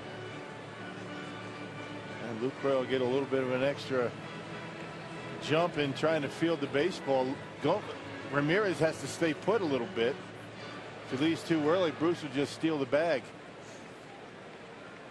Heisey has 4 sack bunts this season.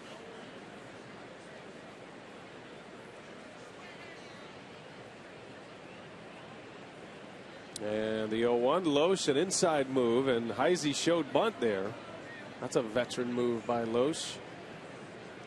Trying to make the Reds hitter tip his hand. Squares and throws it over his head. Off speed pitch, got away from him. Approaching 100 pitches is Kyle Loesch.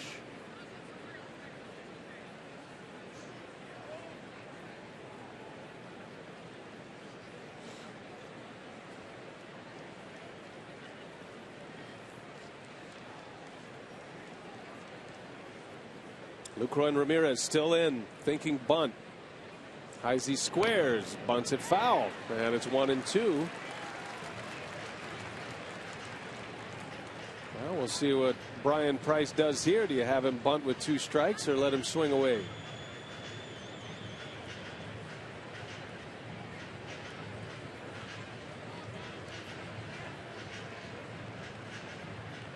Well, we'll see what the Brewers think he's going to do. We'll see what they do with their defense. Lucroy has backed up just a little bit.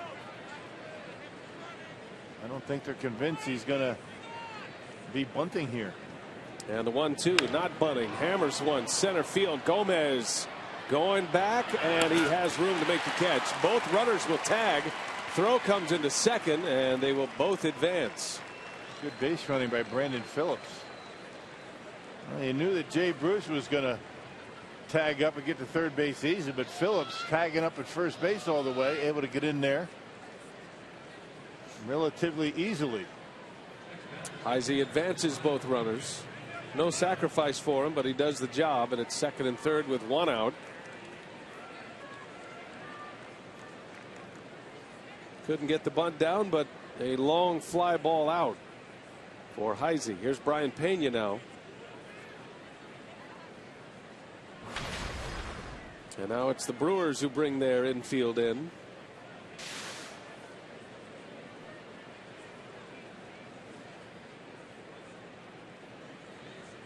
Brewers have strong arms all throughout their outfield with Parra, Gomez, and Braun. Gerardo Parra in left field, one of the top assist men in the National League this year. He has 9 of them.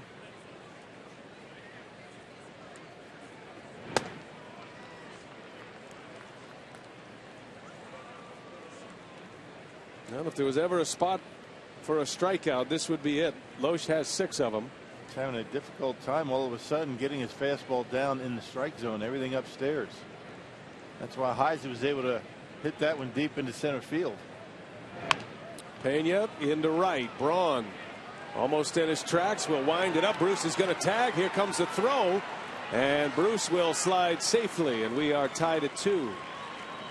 Sac fly at an RBI for Brian Pena. Phillips advances to third. It's the second out of the inning. Not messing around. First pitch, fastball, a good pitch to hit, and Pena able to hit it deep enough to score Bruce. So the leadoff single comes around to score.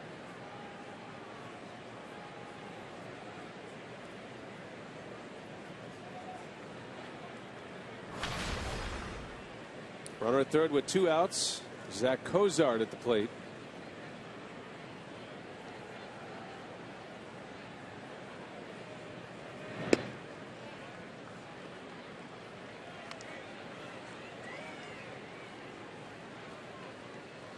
Reds had the early lead with a run in the first. Brewers took the lead with 2 in the fourth. Now Cincinnati is tied it. And Loesch trying to get through the 7th inning with a runner at third. Cozart had a hit against him last time up. A single to left.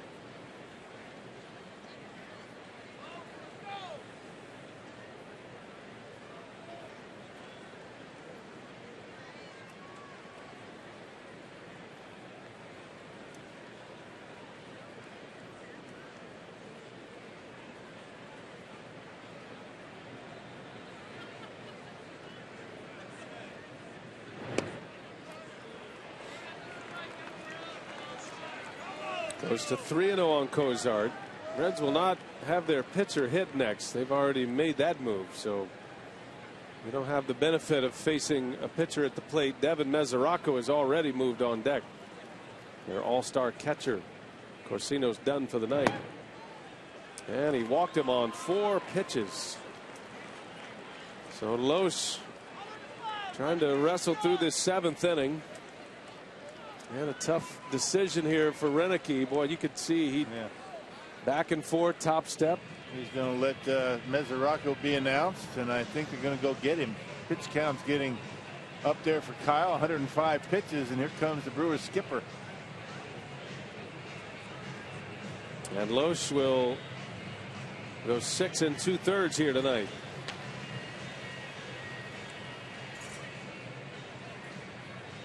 Well, Loesch had a good bounce back, looking more like himself here tonight, and he will exit as of right now with 2 earned runs allowed. Still runners at the corners, his responsibility. We'll take a break.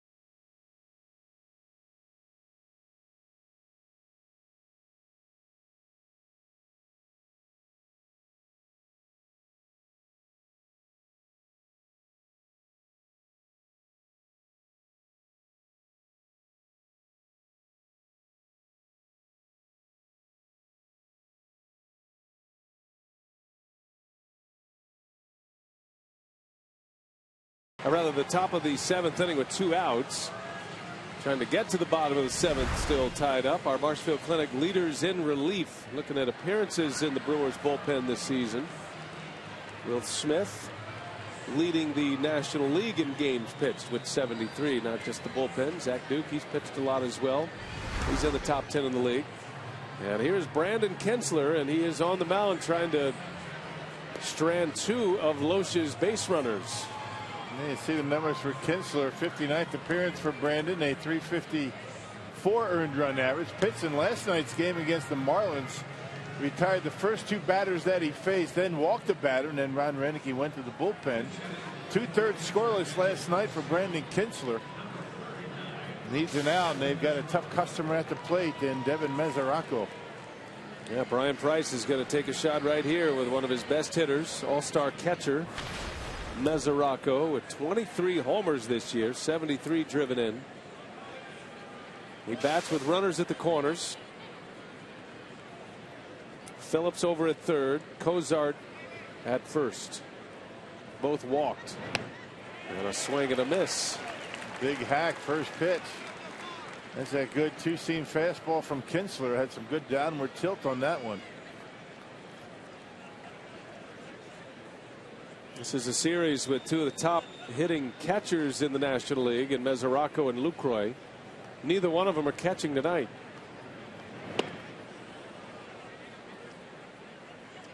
Mesoraco 2 for 7 as a pinch hitter this season.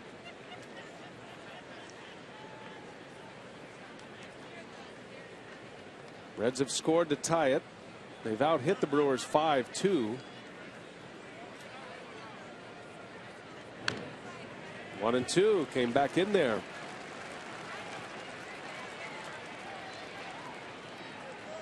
Glad to see the Brewers pitching inside effectively here tonight. I don't know if we would call it a concern, but after what happened last night, you could understand if there was some concerned throwing inside pitches, but the Brewers have commanded well in there. Loesch and now Kinsler. And you have to pitch inside. You can't be timid on the inside corner. 1-2 on the way, misses low. You don't come inside, these hitters are going to have a field day up there at the plate. I think the only concern the Brewers have about that is with Mike Fiers. Next time around? Yeah. Fiers scheduled to pitch against the Cardinals next time around.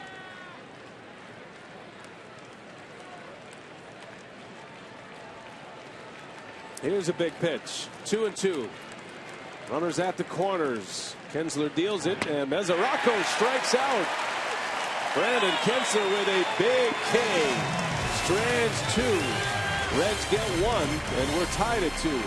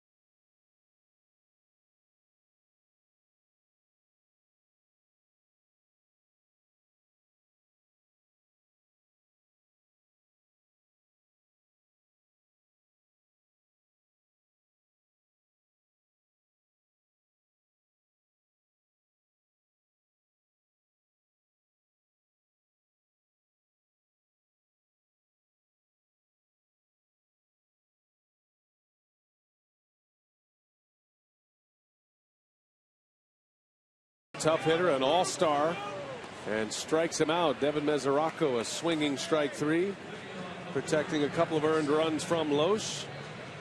And a good start for Loesch here tonight. 6 2/3, 2 earned runs. No decision for him though, and Reds will go to their bullpen. So Daniel Corsino is out, and Logan Ondrusek is on to pitch in a 2-2 game, bottom 7. Yeah, kind of a similar style to Brandon Kinsler. A good sinker when he gets on top of it. He gets some ground ball outs. He's also got that split-fingered fastball. 39th appearance for Ondrusek, and averaging just about a strikeout per innings pitched. Full bullpen, as you would imagine, down there for Cincinnati, just like the Brewers. 9 guys down there in the pen. Guess that's not too many. Not this time of year.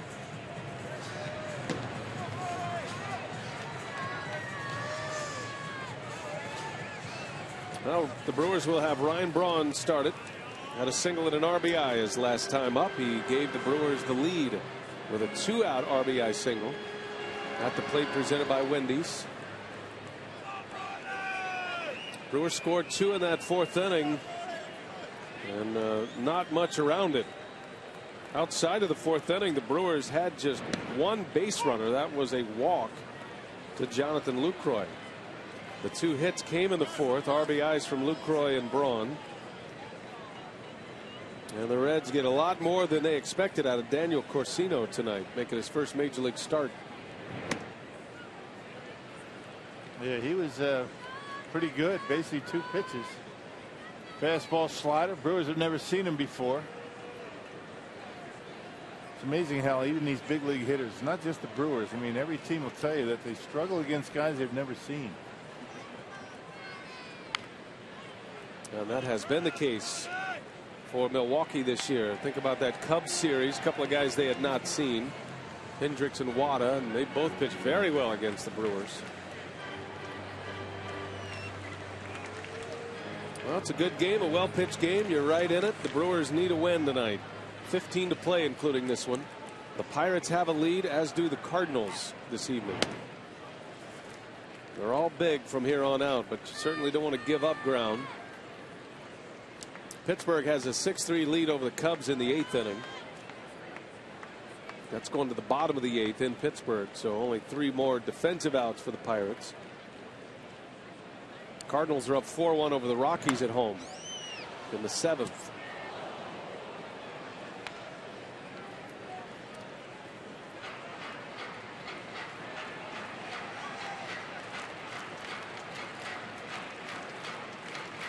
And Rockies have really had a tough season this year. They're 39, I should say 20 and 52 on the road this year. Wow. That ball's hit well right center field. Jay Bruce is going back, and he can't get it. It's off the wall as Braun into second with a double. All right. Well, those are fly balls you would expect Jay Bruce to be able to get to. Kind of a lackadaisical effort to go back there. Looked like he had a beat on it, but just missed it. Very unlike Jay Bruce. He's a pretty good defender out there in right field. Brawny doing a good job with a fastball. He takes it to the opposite field. Got it down on the trademark just a little bit. And that's one Jay Bruce normally catches. That'll be a double for Ryan Braun and another break. Brewers got a break early in the game with the Gomez strikeout. He ended up at second base. Certainly a play Jay Bruce would tell you he's got to make. He slowed down at the end, maybe sensing the wall, and it was just out of his reach. So Braun at second. Here is Gerardo Parra. Can give the Brewers the lead with a base hit.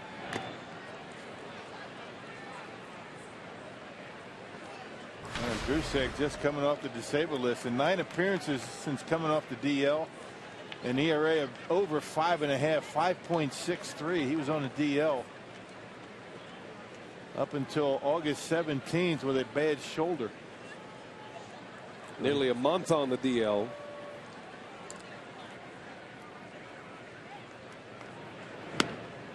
Put that one right by Parra. 0-2 the count. Well, Gerardo's been a good hitter. He's been a hot hitter lately, using all fields.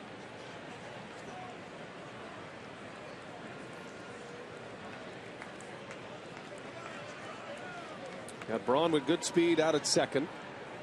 If nothing else, Parra knows he's got to advance him at least with a ground ball to the right side.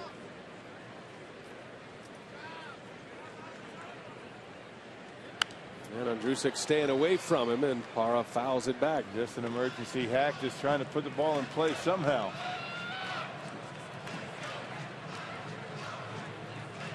Parra has had a great homestand. He has 10 hits on the homestand.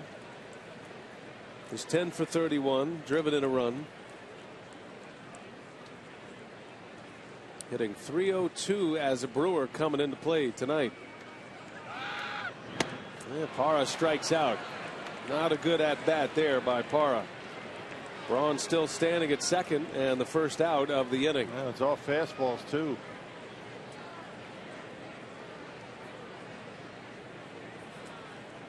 And with that strikeout, Reneke's going to send up his best pinch hitter. Maldonado is out. Overbay is going to hit for him. And you don't have to worry about the Reds bringing in a left-hander. They don't have anybody up in the bullpen, interestingly enough. They've got 3 lefties down there, including Manny Parra.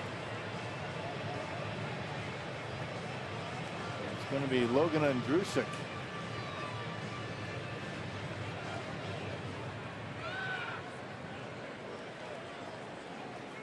Pitching coach Jeff Pico, maybe for a scouting report here on Overbay. Well, this time of year, I mean, teams are going to have double barrel action in the bullpen just about every inning. As many pitchers as you can have. There's Manny. Had a decent year this year for Cincinnati. Not necessarily a matchup left-hander. We're here in the 7th inning, and Brian Price is going to let it ride here with Andrusek. Broxton getting loose. Figures to pitch the 8th regardless if the game is tied or if the Brewers have the lead. There's the go-ahead run right there. Braun a leadoff double. Overbay coming up. A .370 hitter off the bench with 8 runs batted in. He's 10 for 27 off the bench. Overall a .238 average.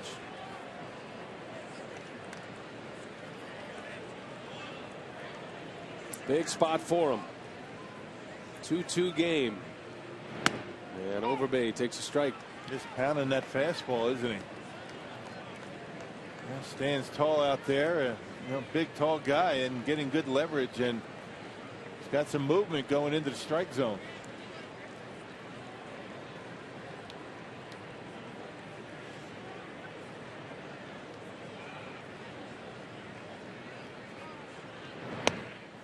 Strike 2, caught the outside corner. Overbay disagrees. And down. It looked like it might have been down as well. Not sure if Fox Tracks has it, but boy, that's about as low as you can go on a strike. Look where he catches it, but it crosses home plate. That's the thing about Fox Tracks. It tracks it where it crosses home plate. Now Overbay in a hole. After the double, Andrusik firing strikes, getting ahead of both hitters, Parra and Overbay. The 0-2, and Overbay left field line slicing. Heisey a long run, and it is foul. Count stays at 0-2.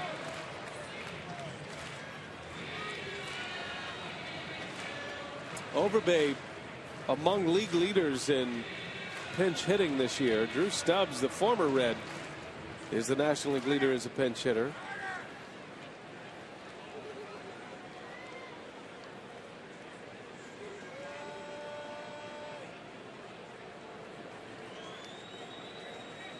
That's a big run right there.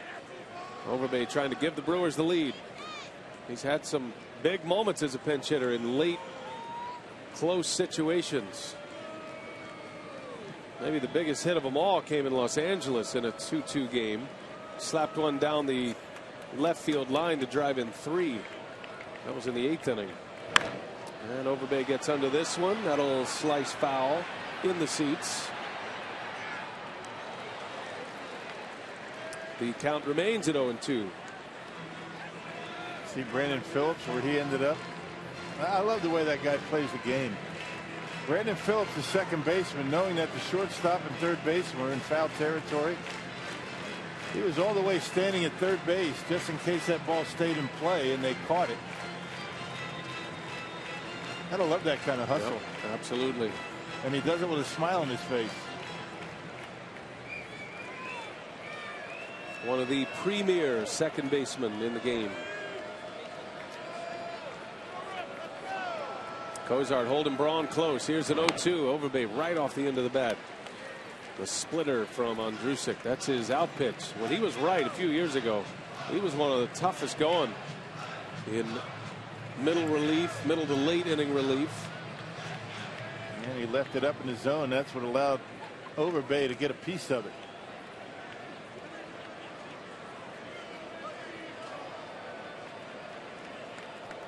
Here the 0 chance.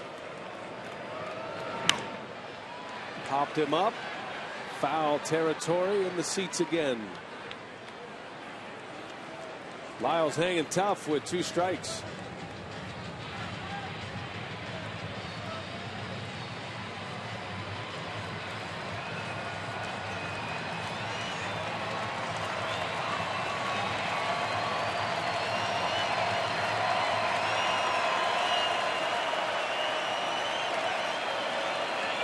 The O's are up.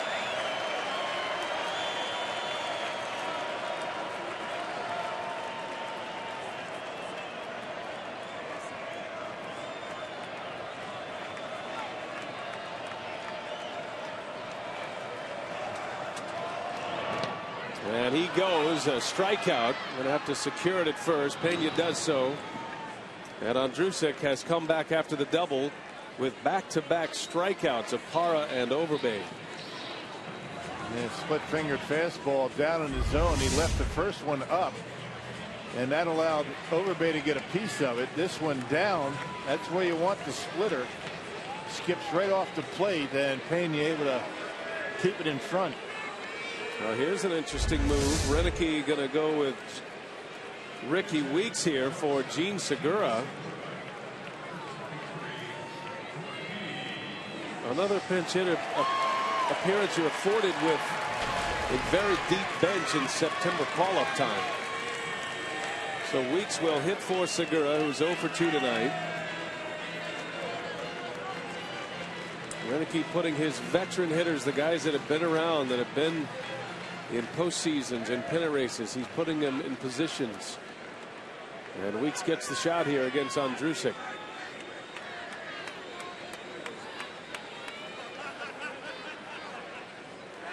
Ricky's a very patient hitter. But if he gets one he likes on the first pitch, that's when he does his best damage. His last home run came on a first pitch strike. That one missed away, not much.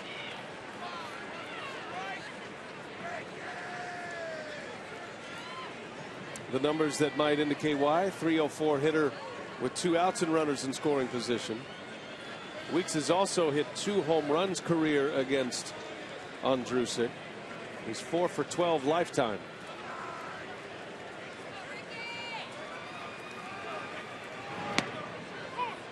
One and one.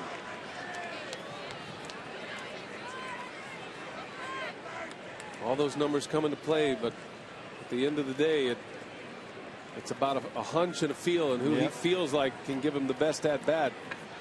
Man, these coaches, Ron Renicky, have to know the splits with every one of their players against every one of these pitchers, and that's why you see Ricky Weeks up at the plate, a .333 hitter against his pitcher. 1 and 2.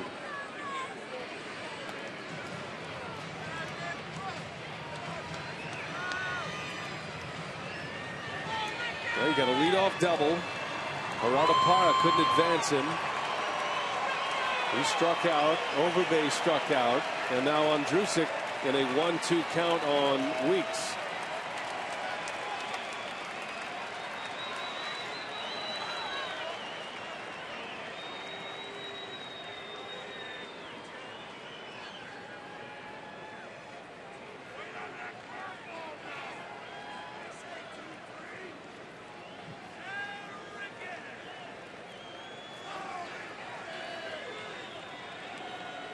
Here comes a 1-2, and Ricky takes it high.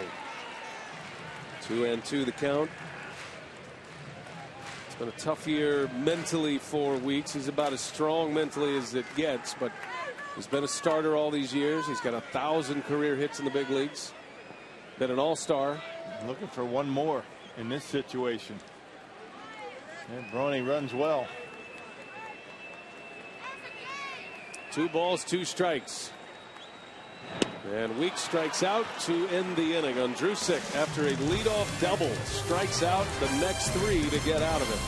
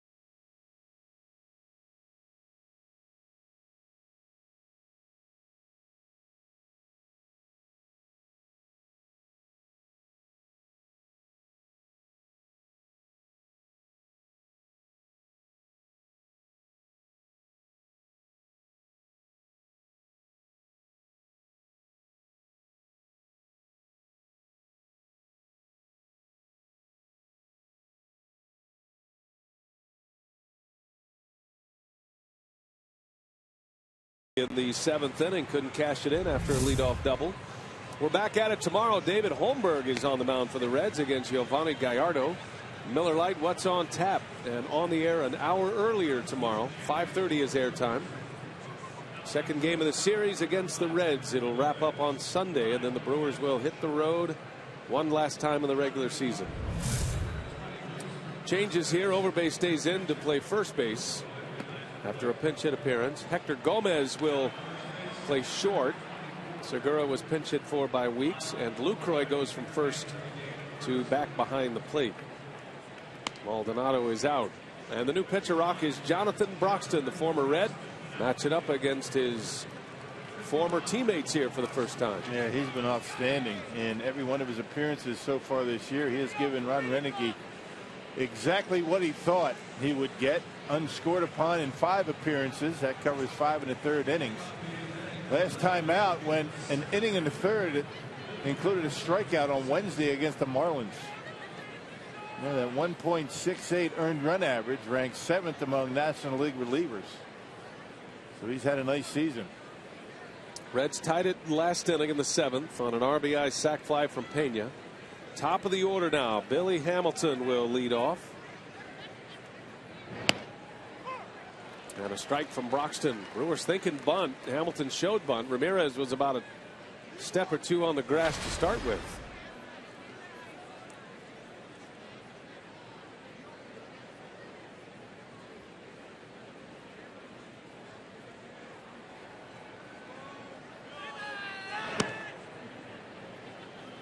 Outside, 1 ball, 1 strike.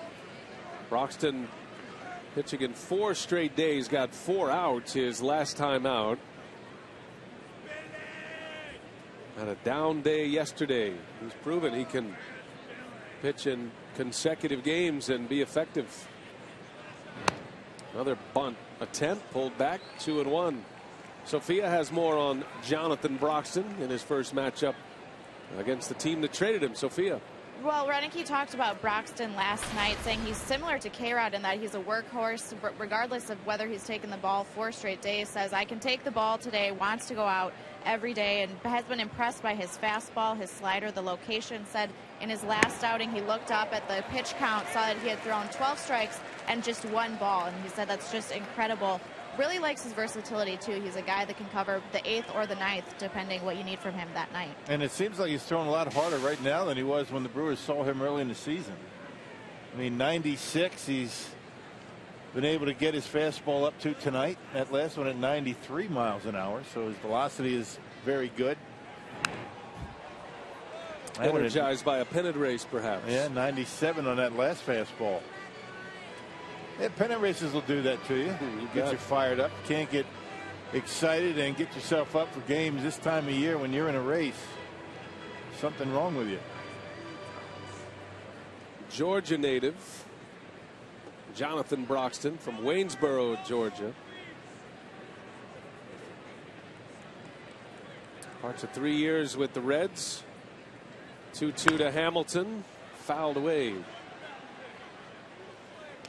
Broxton was traded to Cincinnati in 2012. He was in Kansas City. As a matter of fact, he was teammates with Will Smith that season. Smith was up and down, and Broxton part of that Royals bullpen in 2012. Reds were in a pennant race. Cincinnati acquired him. Full season with the Reds last year and made 56 appearances with a 1.68 ERA for the Reds this year. 2-2, and Hamilton spoils another one. And the Brewers have him for next year. And basically acquired him for 2 players to be named later, who have been named already. Kevin Shackelford, one of those. He's been a dominant closer in the league. He has been in a setup role in Cincinnati, which is the role he's in now. Another 2-2. Hamilton hanging tough. Shoots one into the Brewers dugout.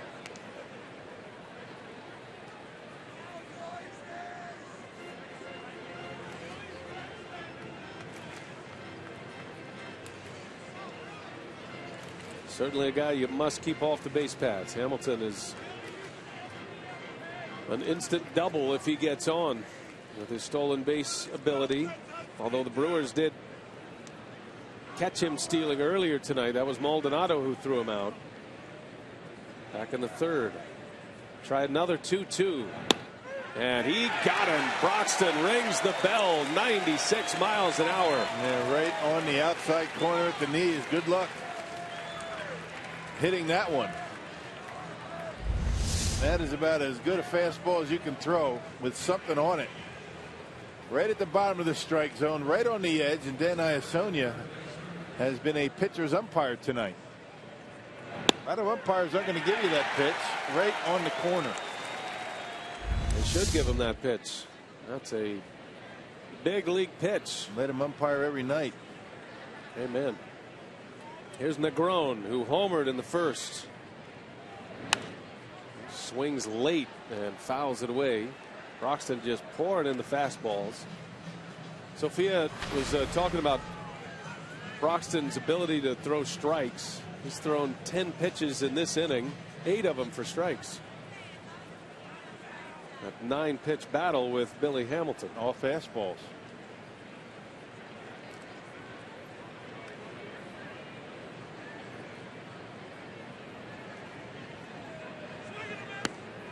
Strike 2. Showed bunt.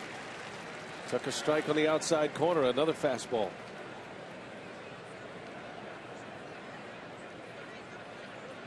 That baseball looks fairly small in his hand, doesn't it? Yes, it does. It's like a golf ball. A ping pong ball, right?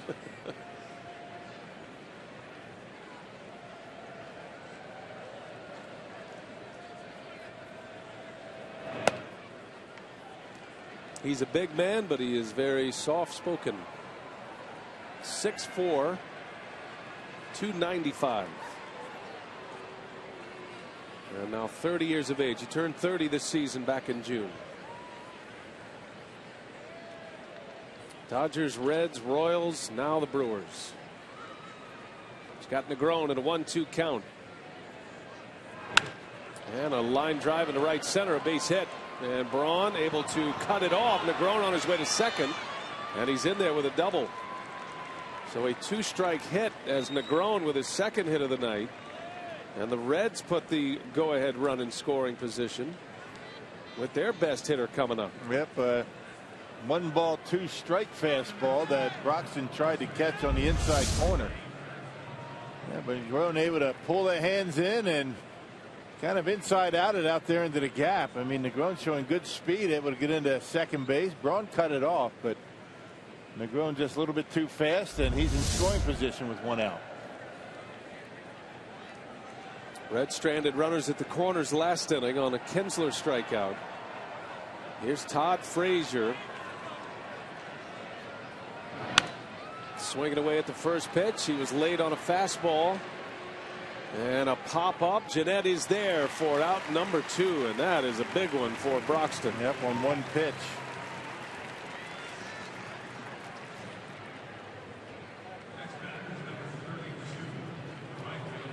This continues to stick with the fastball even after Negron was able to hit one into the gap and got that one in on the hands of Todd Frazier. I would imagine his Reds ball club has a pretty good scouting report on Jonathan Broxton. Ordinarily a guy that might mix it up a little bit, throw some sliders, and could be the reason why Broxton is just going with a fastball. These Reds hitters know Broxton. Broxton knows them. And sometimes it becomes a chess match. Ron Renicky out to hear the explanation. That was an interesting conversation. Renicky going out and listening. You could tell I think he's probably asking him about all the fastballs he's thrown. You think he heard what I was saying? I think you and Ron are on the same wavelength right now. Broxton explained. Renicky went, okay, that works, whatever it was. Good for me. Just keep doing what you're doing. You don't see the manager go to the mound very often and not make a change. Jay Bruce at the plate. And a fastball in there. Another one.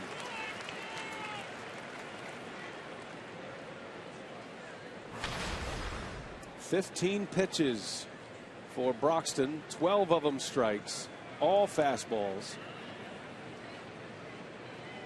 Reds have the go-ahead run at second.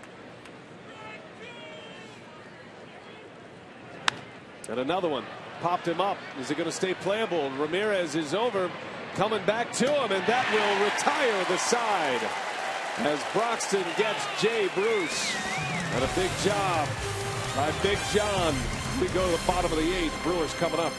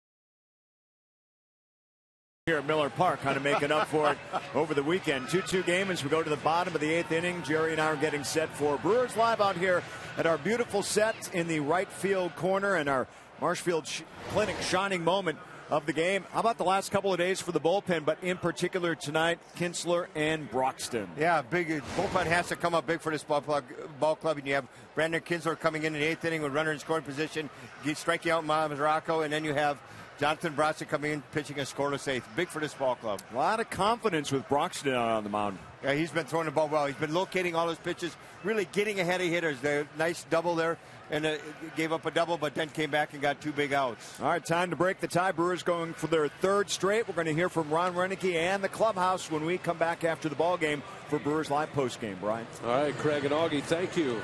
Reds are going for their 4th straight. Brewers would love to snap that and win their 3rd, and the former Red Jonathan Broxton, impressive.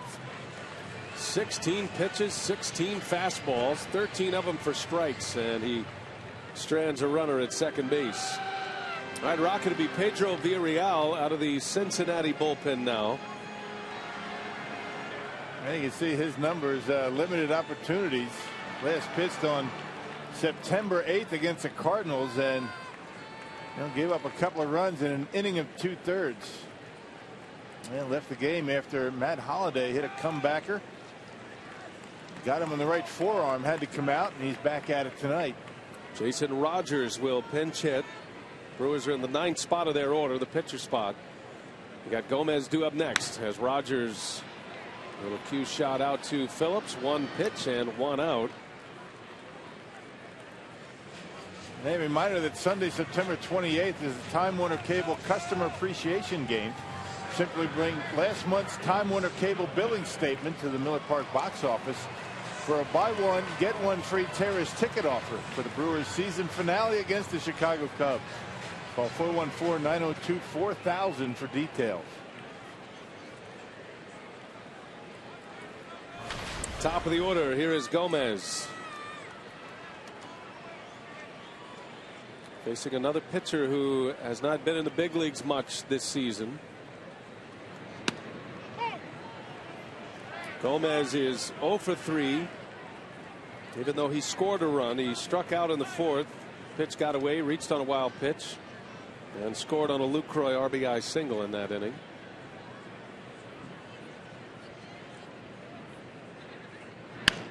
Bouncing ball foul past third. It's 0-2 on Lucroy.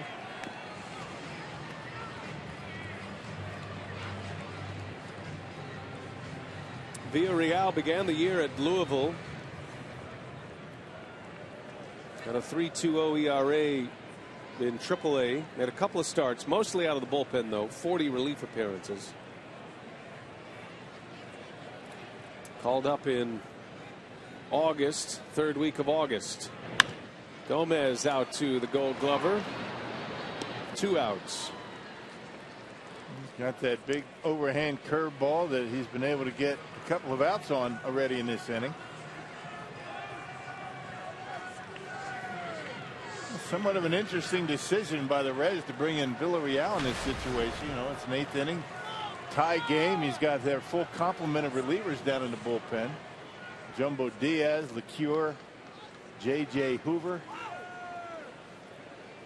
And they go with Villarreal, and he's been doing a pretty good job so far in this inning. Yeah, I think the story of the night, the fact that the Reds are rolling out some guys that the Brewers haven't seen much of. The starter tonight, Daniel Corsino, got a start tonight from the injured Matt Latos.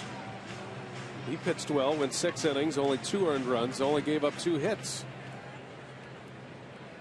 Andrusik, certainly a guy the Brewers have seen a lot of. He struck out the side last inning. And now it is Villarreal. Scooter Gennett with 2 away. 0-2 the count. Nothing but strikes from Villarreal. Has not missed yet. Frankie Rodriguez will have the 9th. Brewers would rather him pitch with a lead. Has not pitched well when it is a non-save situation. 0-2 to Gennett. And he popped him up. This will be a breeze of an inning for Villarreal. The Brewers go very quietly in the 8th. 3 up, 3 down, 7 pitches, all strikes. To the 9th, tied at 2.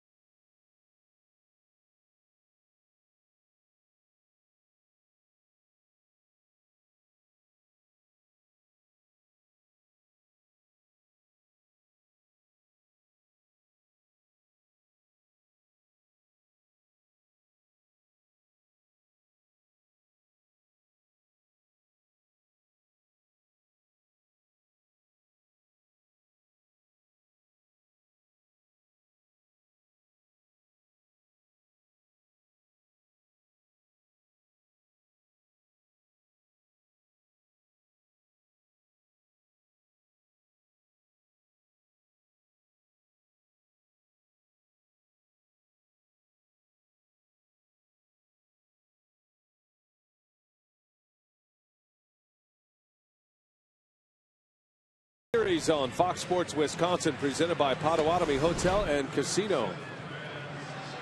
All tied. We go to the 9th.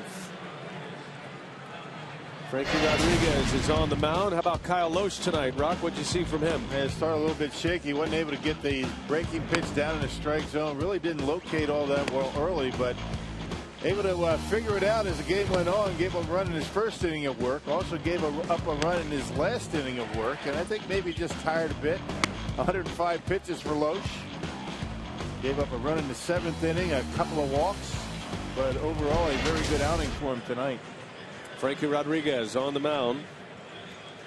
Last time he pitched in a tie game, that was against the Marlins. Marlins scored 3 runs on 2 homers in the 9th inning and won that game 5-2. So Rodriguez hoping for better results here after notching his 41st save of the season last night. Saves in back-to-back games for K-Rod. And basically just has to keep the baseball in the ballpark. He's given up to 14 home runs this year. That is the most by a closer in the league. Brandon Phillips leads off.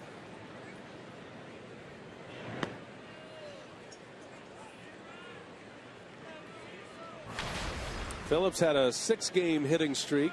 Snapped yesterday, was 0 for 2 against St. Louis. And he's 0 for 2 with a walk here tonight.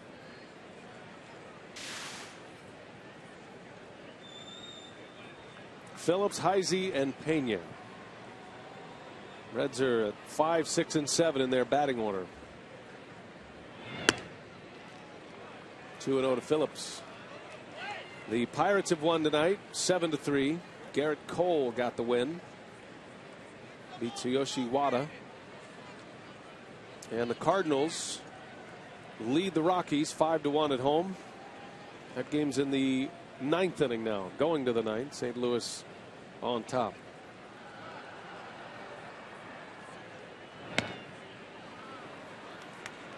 Brewers are going to have to win to stay a game and a half back in the wild card race. Pirates still occupy that 2nd spot. And looking like they'll need to win to stay 4 back in the division.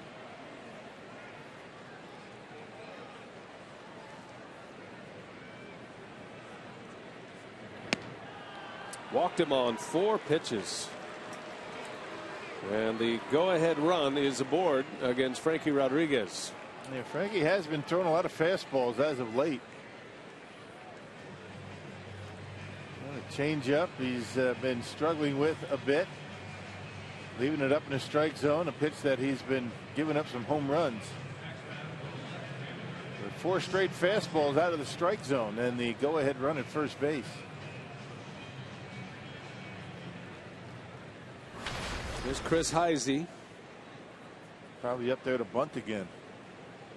Heisey was unable to get a bunt down in the 7th inning with runners at 1st and 2nd, but he did hit a deep fly ball to center, and the runners advanced anyway. He squares, and he does get the bunt down. K-Rod's throw to first is low. Wow, what a play by Overbay. Otherwise, that ball is headed into right field. And it's at the very least going to have Phillips at 3rd base, and maybe he scores there. Heck of a play by Overbay. And nice pick on a in-between hop. Those are the tough ones. That's a pretty good job by Heisey on that pitch in particular. Up and in, and Overbay picks it like he's been doing it all his entire career. That's a tough hop right there for a first baseman, and he's able to handle it very well. It just missed the lip of the grass, hit the dirt. Overbay with a big one. Mark that one down if the Brewers are able to get out of this inning. Here's Brian Pena with Phillips at 2nd.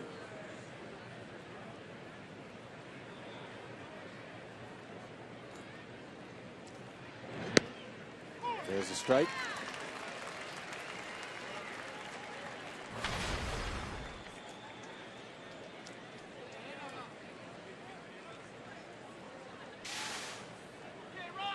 Pena drove in a run with a sac fly in the 7th. He is 0 for 2 tonight. Reds backup catcher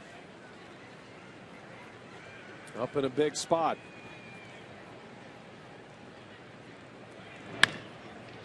And it's up the middle, but they had him positioned perfectly. Gomez fires one to first base. Hector Gomez.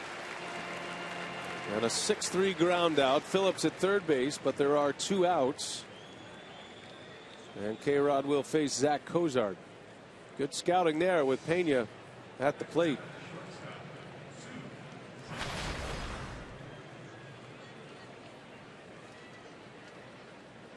It's been a down season for Cozart, but has been a tough out in spots like this in his brief career. And tonight has a single and a walk.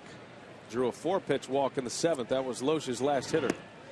Man, pressure on Lucroy right here. Now, if Frankie throws the curveball or the changeup down in the strike zone, has to block it. He's been doing a good job of that this year. K-Rod needs to know he can throw that changeup down in the zone. Lucroy wants a curveball. Cozart doesn't chase it. 2-0. Cozart hasn't seen a strike in a while. Not since his single in the 5th inning. 2 for 2 against Frankie.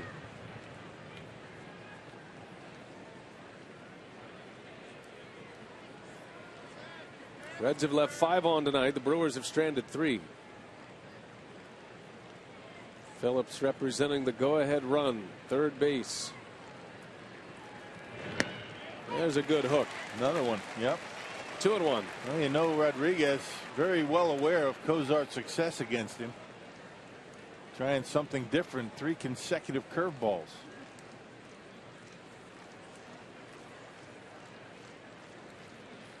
See what he does here.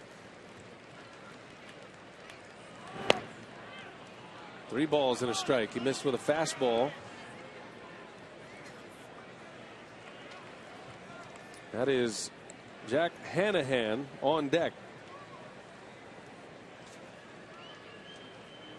Would be hitting in the pitcher spot. Hitters count. 3 balls, 1 strike. And he swung on and missed it. Way out in front. Change up, huh?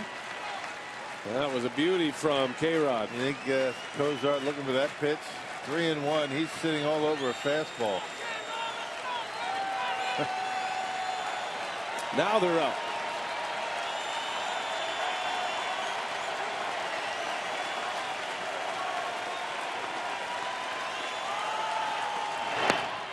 Lost him. So a 2-out walk, 2 walks in the inning. 1st and 3rd for the Reds. Jack Hanahan coming up. Rick Kranitz out of the Brewers dugout. The pitching coach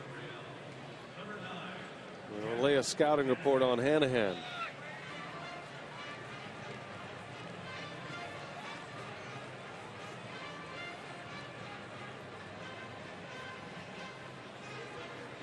Well, K-Rod in another tough spot here.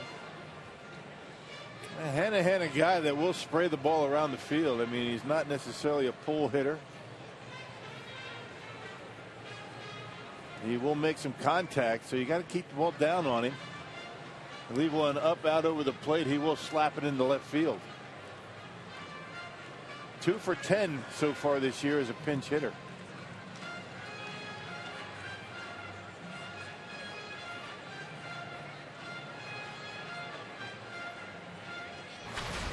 Hanahan has made 7 starts. Played a little bit at first base in the absence of Joey Votto. Has not made a start since last Sunday, however. Did have a double in that game against the Mets. And a pinch hit roll here with 2 outs. 1st and 3rd. And Frankie falls behind.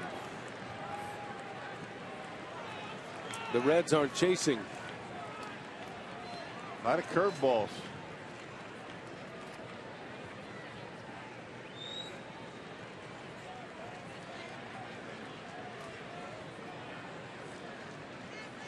It's been a comeback season for Hanahan from injury.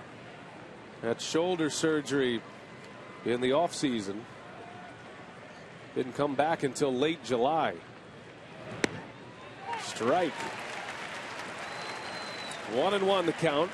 That's been his go-to pitch to get a strike, the curveball. He's throwing more curveballs tonight than he has in a while.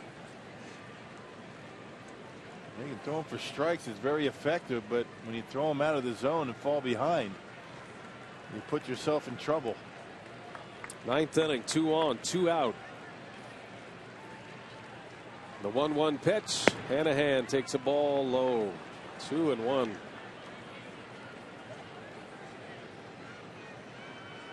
Just can't get him to chase out of the strike zone. When Rodriguez was pitching for the Mets, their broadcaster Ron Darling nicknamed him 20 minutes of terror.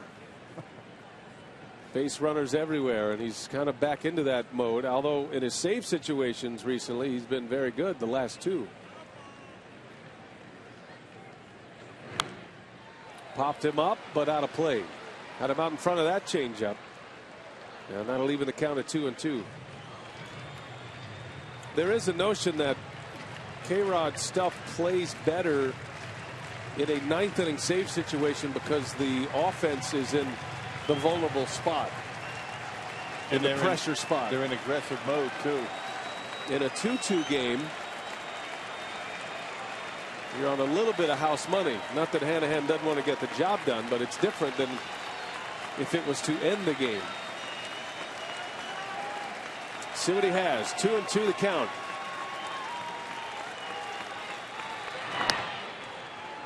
And a delayed steal. 3 balls, 2 strikes. Kozar takes off. He was trying to draw a throw from Lucroy. Lucroy doesn't bother.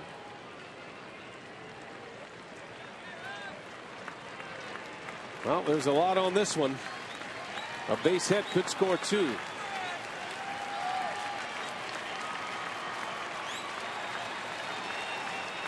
Got to make a pitch.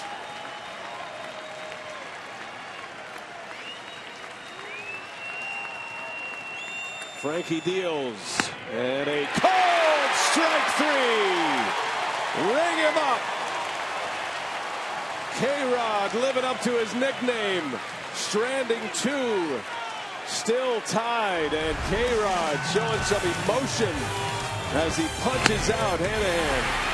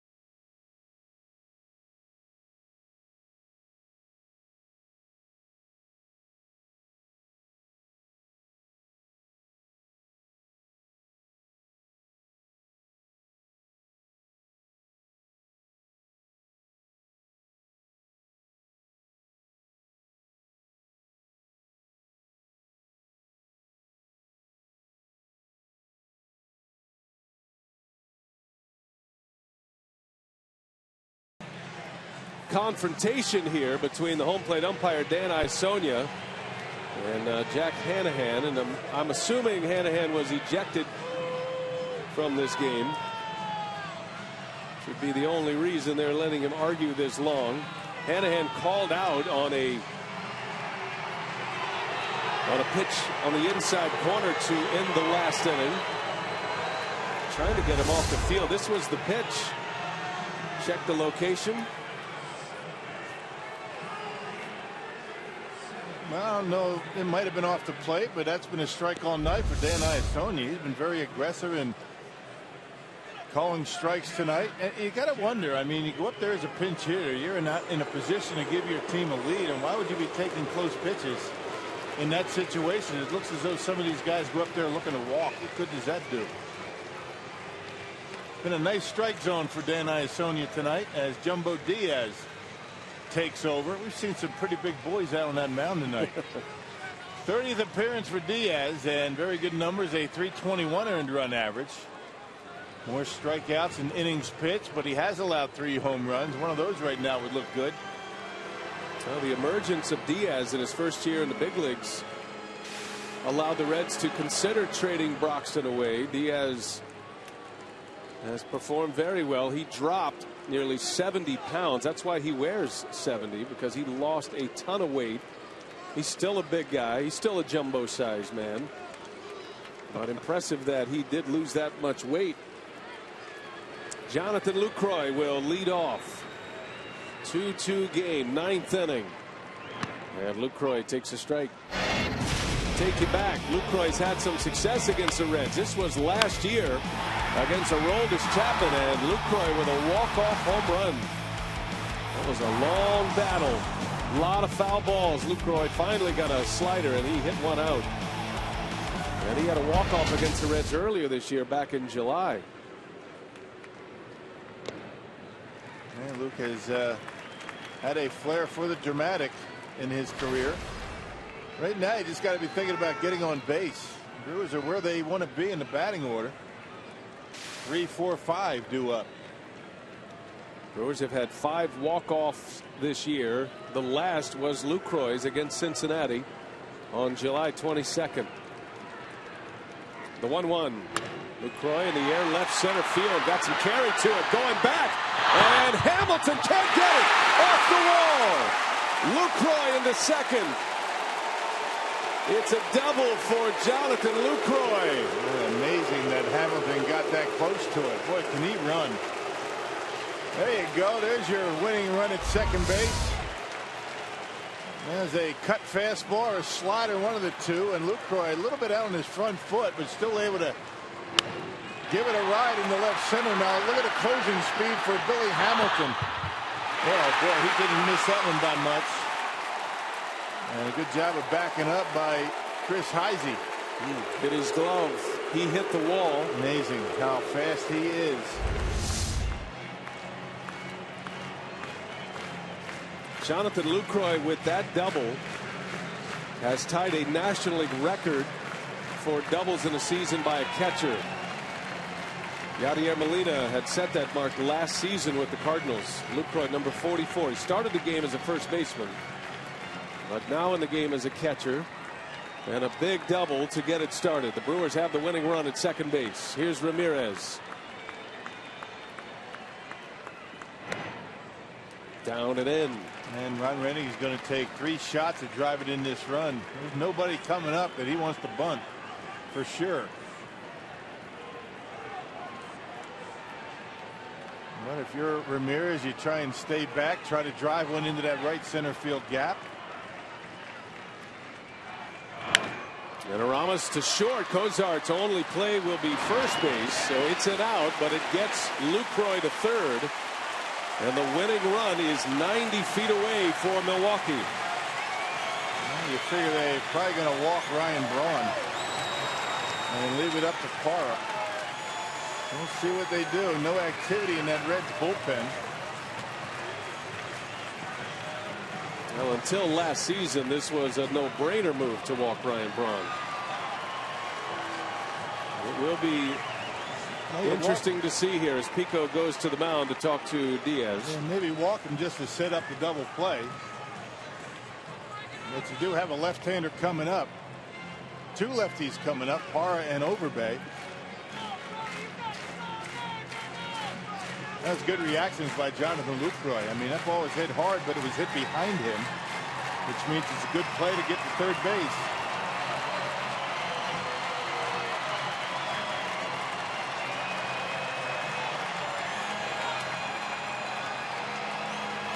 This will be an interesting play here for the Reds. We'll see what they do. Crowd of over 31,000 on their feet. Big one tonight for the Brewers. The teams ahead of them have won already. The Pirates beating the Cubs. The Cardinals have beaten the Rockies. Brewers need a win to keep pace. And they're going to intentionally walk Ryan Braun, which will set the stage for Gerardo Parra.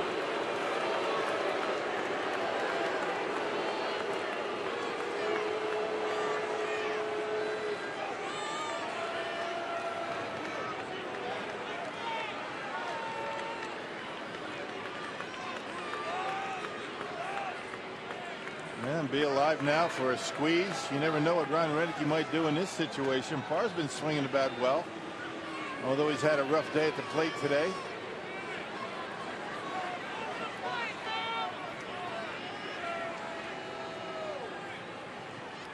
And there's ball 4. Braun will take the walk. Renicky some last minute instructions for Parra.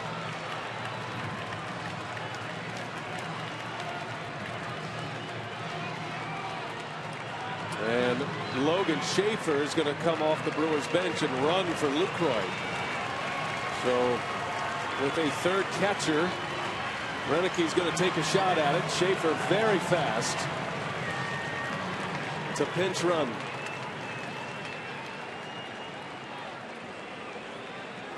Well, the Reds are going to play their infield in. They're not even going to try and turn a double play because of the speed of Gerardo Parra. Parra has 2 career walk-offs. He had one earlier this year with the Diamondbacks, and they're going to walk Parra now to load him up to face Overbay. Okay. This puts a lot of pressure on a pitcher to walk the bases loaded with 1 out. Throwing strikes, right? A little bit surprised at this move here. Yeah, Overbay's been pretty good in these spots.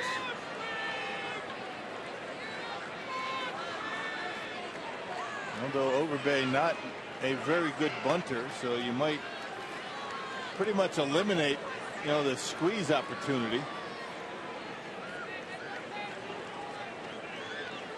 You get a slower runner, you get a ground ball, you might turn to double play. All right, so back-to-back intentional walks to load the bases, and the only one that matters is at third base. And the O's are up for Lyle Overbay.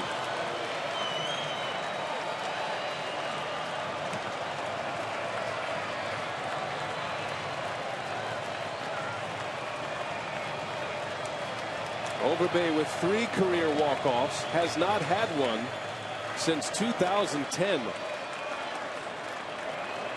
He hit a home run as a member of the Blue Jays against Baltimore back in September of 10. It's been a while. He'd love to add one more to it. 2-2 game, winning run at third. Overbay hammers one in the gap, and the Brewers have won. A walk-off for Lyle Overbay. 3-2 Milwaukee. No, he didn't waste any time, did he? First pitch, a bullet. There you go. Playoff atmosphere here at the ballpark.